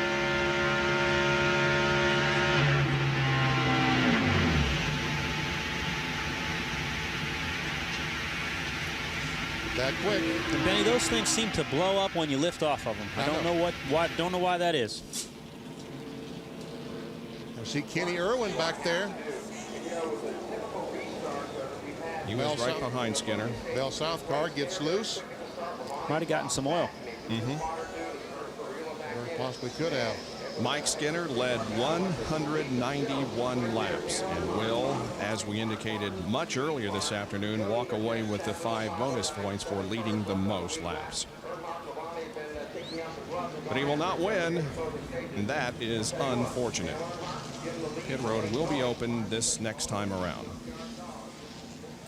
Well, on Friday, we'll have Bud Pole qualifying from Darlington. Saturday, the Suncom 200 at 1 o'clock on ESPN. Happy hour coverage at 6:30 next Saturday night on ESPN2. On Sunday, RPM today at 11:30. NASCAR today at noon. The Mall.com 400 at 12:30 on ESPN. And RPM tonight at 1:30 a.m. Dr. Jerry Punch will be here in the anchor chair next week. I will be here on ABC out at Phoenix International Raceway as the Indy Racing Northern Light Series runs its second race of the year 2000. Mike Skinner, as you can see, has made it back to the garage area and unstraps the safety belts and begins to climb out of the car. Pit road is open, but everybody except one car, that being Terry Labonte, will not come in. Down to Bill Weber. Well, on top of the crash cart with Jimmy Maycar, crew chief for Bobby Labonte. You've got a great car, you've had a great race, but you need some green flag laps to catch the leader. Yeah, I really do. This isn't exactly the way we hoped it would come down to. You know, those two cars, both Earnhardt and Skinner, were awful good on short, quick runs, and our car just takes a little bit to get going. You know, when the tires get warm, it gets hooked up, it gets to working a lot better. So we really needed a 20-lap run at least to feel comfortable with what to have something for him. But I don't know. You know, stranger things have happened. We'll just have to wait and see what happens here. But I sure would like to see a few more laps. Jimmy, it was a battle in the early portion of this race to get these cars to handle. Yeah, it really was. You know, we worked real hard, and Bobby's worked real hard trying to adjust his driving style to make the car feel good for him. But we've made some changes that seem to help, and got the car fairly comfortable for him right now. But like I said, it just won't go on a quick run. So we're just going to hope for the best and see what happens. Good luck. Thank you. His driver's won 4 of the last 7 races here. Let's check in on the Mike Skinner situation. And Mike Skinner has climbed from his car. You can see the trail of oil back here in the garage area. Mike, any indication that the motor was going to blow, or did you just go all at once? Pow. No warning whatsoever. I run the low Chevy just as hard as it'll go all day long. This thing was awesome. I'm telling you, you was fixing to see about an 85-foot wide Monte Carlo there for 20 more laps, but it's just all we had. I mean, the thing come up about 20 laps short or something, but I'm proud of the engine guys. I'm proud of these guys in the fab shops at RCR. This is a brand new race car. The first lap it hit on this racetrack was like first fastest or second fastest, and they've done an awesome job all weekend. We struggled a little bit qualifying, but it's a pretty old stout car. I'll tell you, it's a shame. I don't know what I've done, but I'm sure sorry. I got a monkey on my back, I'll tell you. Now, what about the thing with Earnhardt? I heard you apologize to him. You just got a little bit too excited at that point. No, I'd crash my mom to win my first race. I mean, Dale did what he had to do, and I did what I had to do. It's nothing he wouldn't have done to me. And I mean, he's my teammate, and I wouldn't wreck him. And it was too early in the race to be wrecking anybody. But I blocked him, and he probably was a little further alongside of me than I thought. But looking at the bumper, he wasn't too far up there. But you know, he raced me clean when the shoe was on the other foot. He gave me plenty of room, and my hat's off to Dale Earnhardt, and I sure hope he wins this race. He's been an inspiration. You know, a few years ago, I figured they was going to name this place Earnhardt Speedway because he won all the races here, and then this kid named Bobby Labonte came along in this damn Pontiac, and we've had trouble with this guy, I'll tell you. But I thought we was going to put the low Chevy in victory lane today, but wasn't meant to be. All right, back upstairs. Mike Skinner. Close, but not a victory here today. Here's what happened. There we see Bobby Labonte, Dale Earnhardt right behind, and there we see the engine go. Look at that oil. Look at that oil. They go across it. Earnhardt goes across it. And, man, they were just so lucky that they did not get in oil and spin.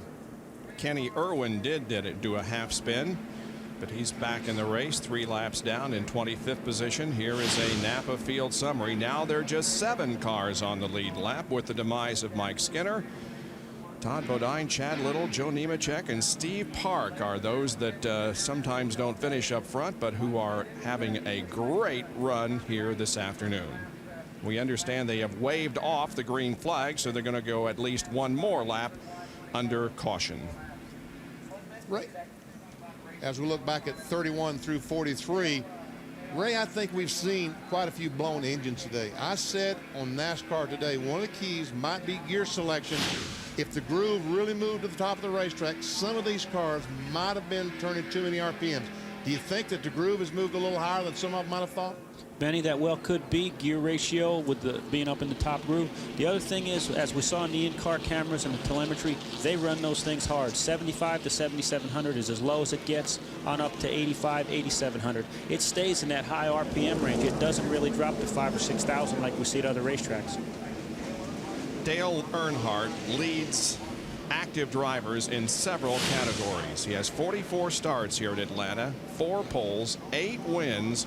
His average finish, just shy of 10, has led 31 races and more than 2,600 laps. He is the leader right now with Bobby Labonte running in second spot. And there are less now than 25 laps to go, less than 15 laps to go. Here's John Kernan. And I'm with Dale Earnhardt's crew chief, Kevin Hamlin. Kevin, laps winding down. You're out front. Can Dale win the race? Well, we're kind of hoping this Jim Goodrich Service Plus Monte Carlo is going to be running in our favor this time at Rockingham. Labonte, he had the deal going there where he needed short runs and we needed the long runs. So hopefully today it's going to come in our favor. We'll just have to see what we can do here. Even if not, we've had a pretty decent run today. We're just it's a shame what happened to our teammate Skinner there in that Lowe's Monte Carlo because he is awful strong also. All right, we'll let you watch the end of the race. Earnhardt has looked really good on the early parts of runs all race long. Let's go green, Bob. Off of corner number 4, this will be the green flag on lap 313.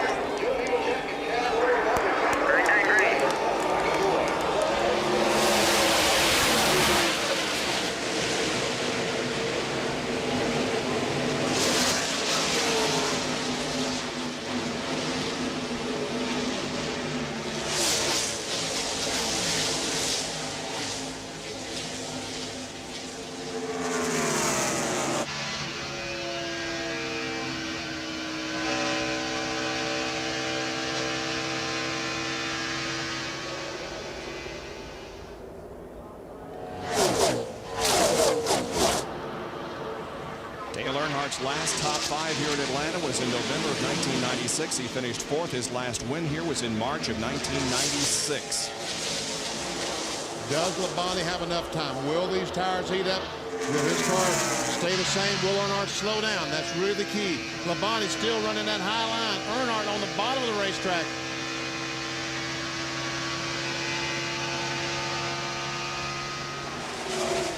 11 laps to go, and Labonte closes in quickly. Had a good run through the quad oval area. Once again, heads for the top of the racetrack through 1 and 2. Now he's going to dive to the inside. He's got to run up on the outside. He really keeps that momentum up, right, like Aaron was talking about. Earnhardt, meanwhile, keeps that number 3 right down on the white line. 10 laps to go, 10 to go at Atlanta.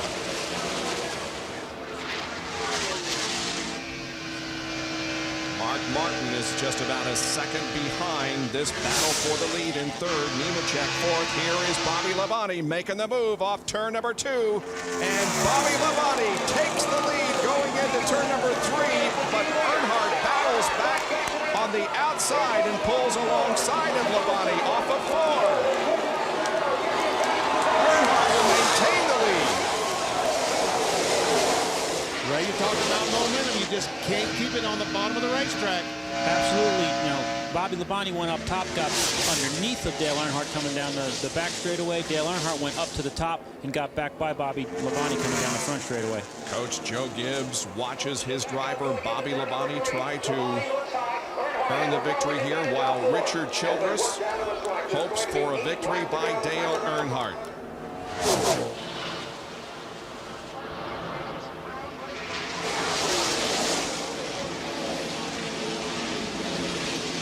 Once again trying to get that run, that terrific run. But Earnhardt that time on the bottom of the racetrack seemed to be a little faster.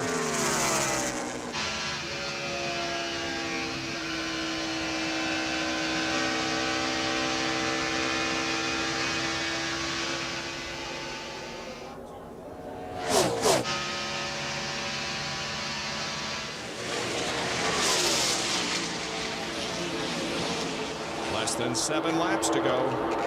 2 very distinct grooves by these 2 drivers through the corners.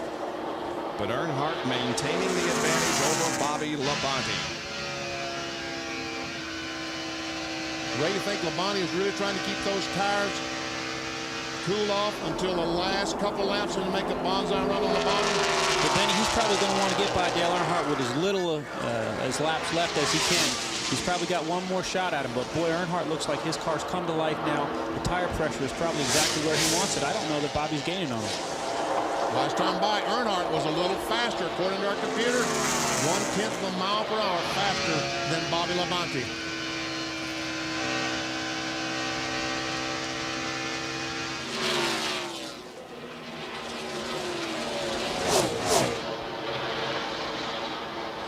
Dale Earnhardt gained 6/100ths of a second that time, and 3/10 of a mile per hour faster than Bobby Labonte, and just 5 laps to go.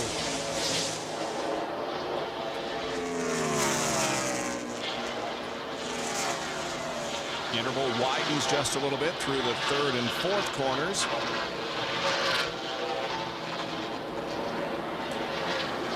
There's a completion of lap 321. 4 laps to go.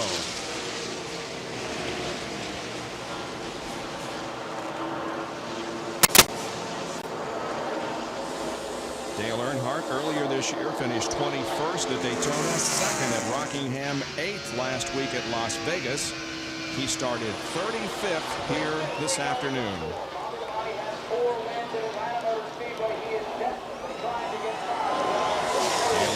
Has wrapped up many championships here at this facility. He hopes a win here today in the springtime can propel him to an 8th championship, which he might be able to wrap up here at Atlanta in November. You saw Richard Childress, and you saw he was not talking to Dale Earnhardt. I mean, what do you tell Dale Earnhardt at this point?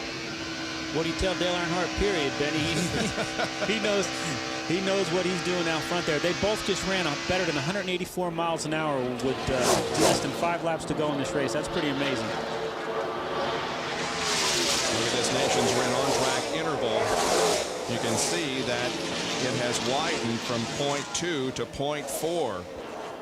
29.9. Each one of these cars running almost the same thing. Here's Labonte. He's got to run. This is his last chance. This is his last gasp effort.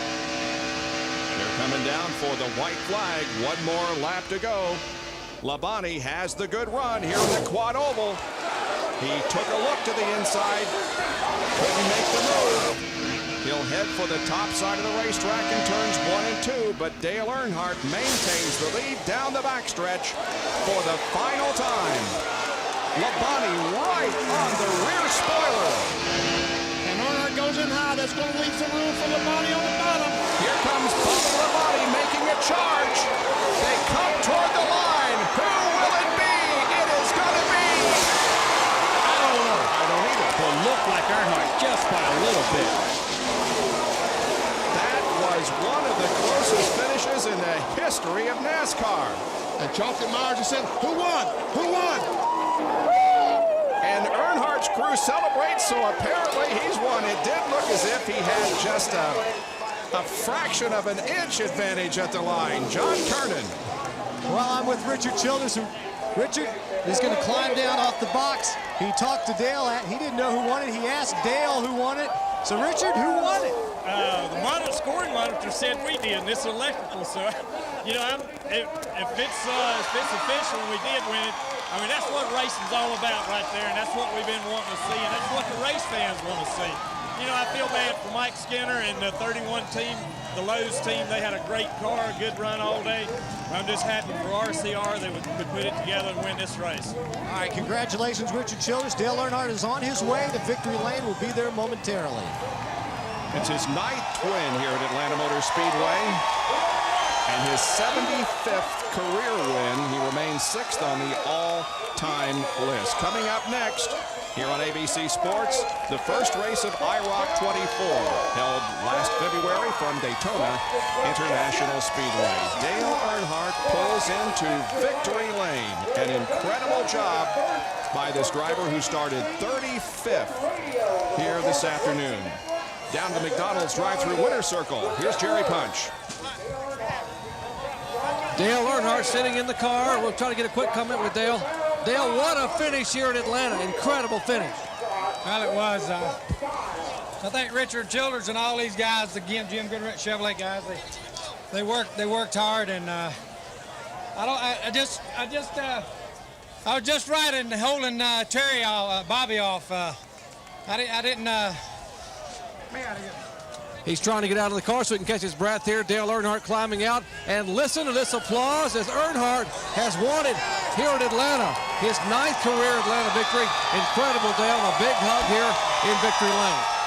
Well, I didn't know I had enough to hold him off or not. I knew he'd be strong on long runs, and we just went out there and went after it hard as I could. That was the thing, is I knew I had to get all the length I could, and then I found me a line that seemed to be a little faster than he was, and it was just awesome. Bobby he raced me really good, and it was a good fun race. Skinner blew up there in front of us, and I thought it was history then. We went in that oil, and I thought we lost it, but we held it on to it, and Mike had run awful good all day long. Hey, baby. All right, Bob, the celebration continues. This has been a presentation of ABC Sports, continuing the tradition of excellence. Dale Earnhardt wins at Atlanta.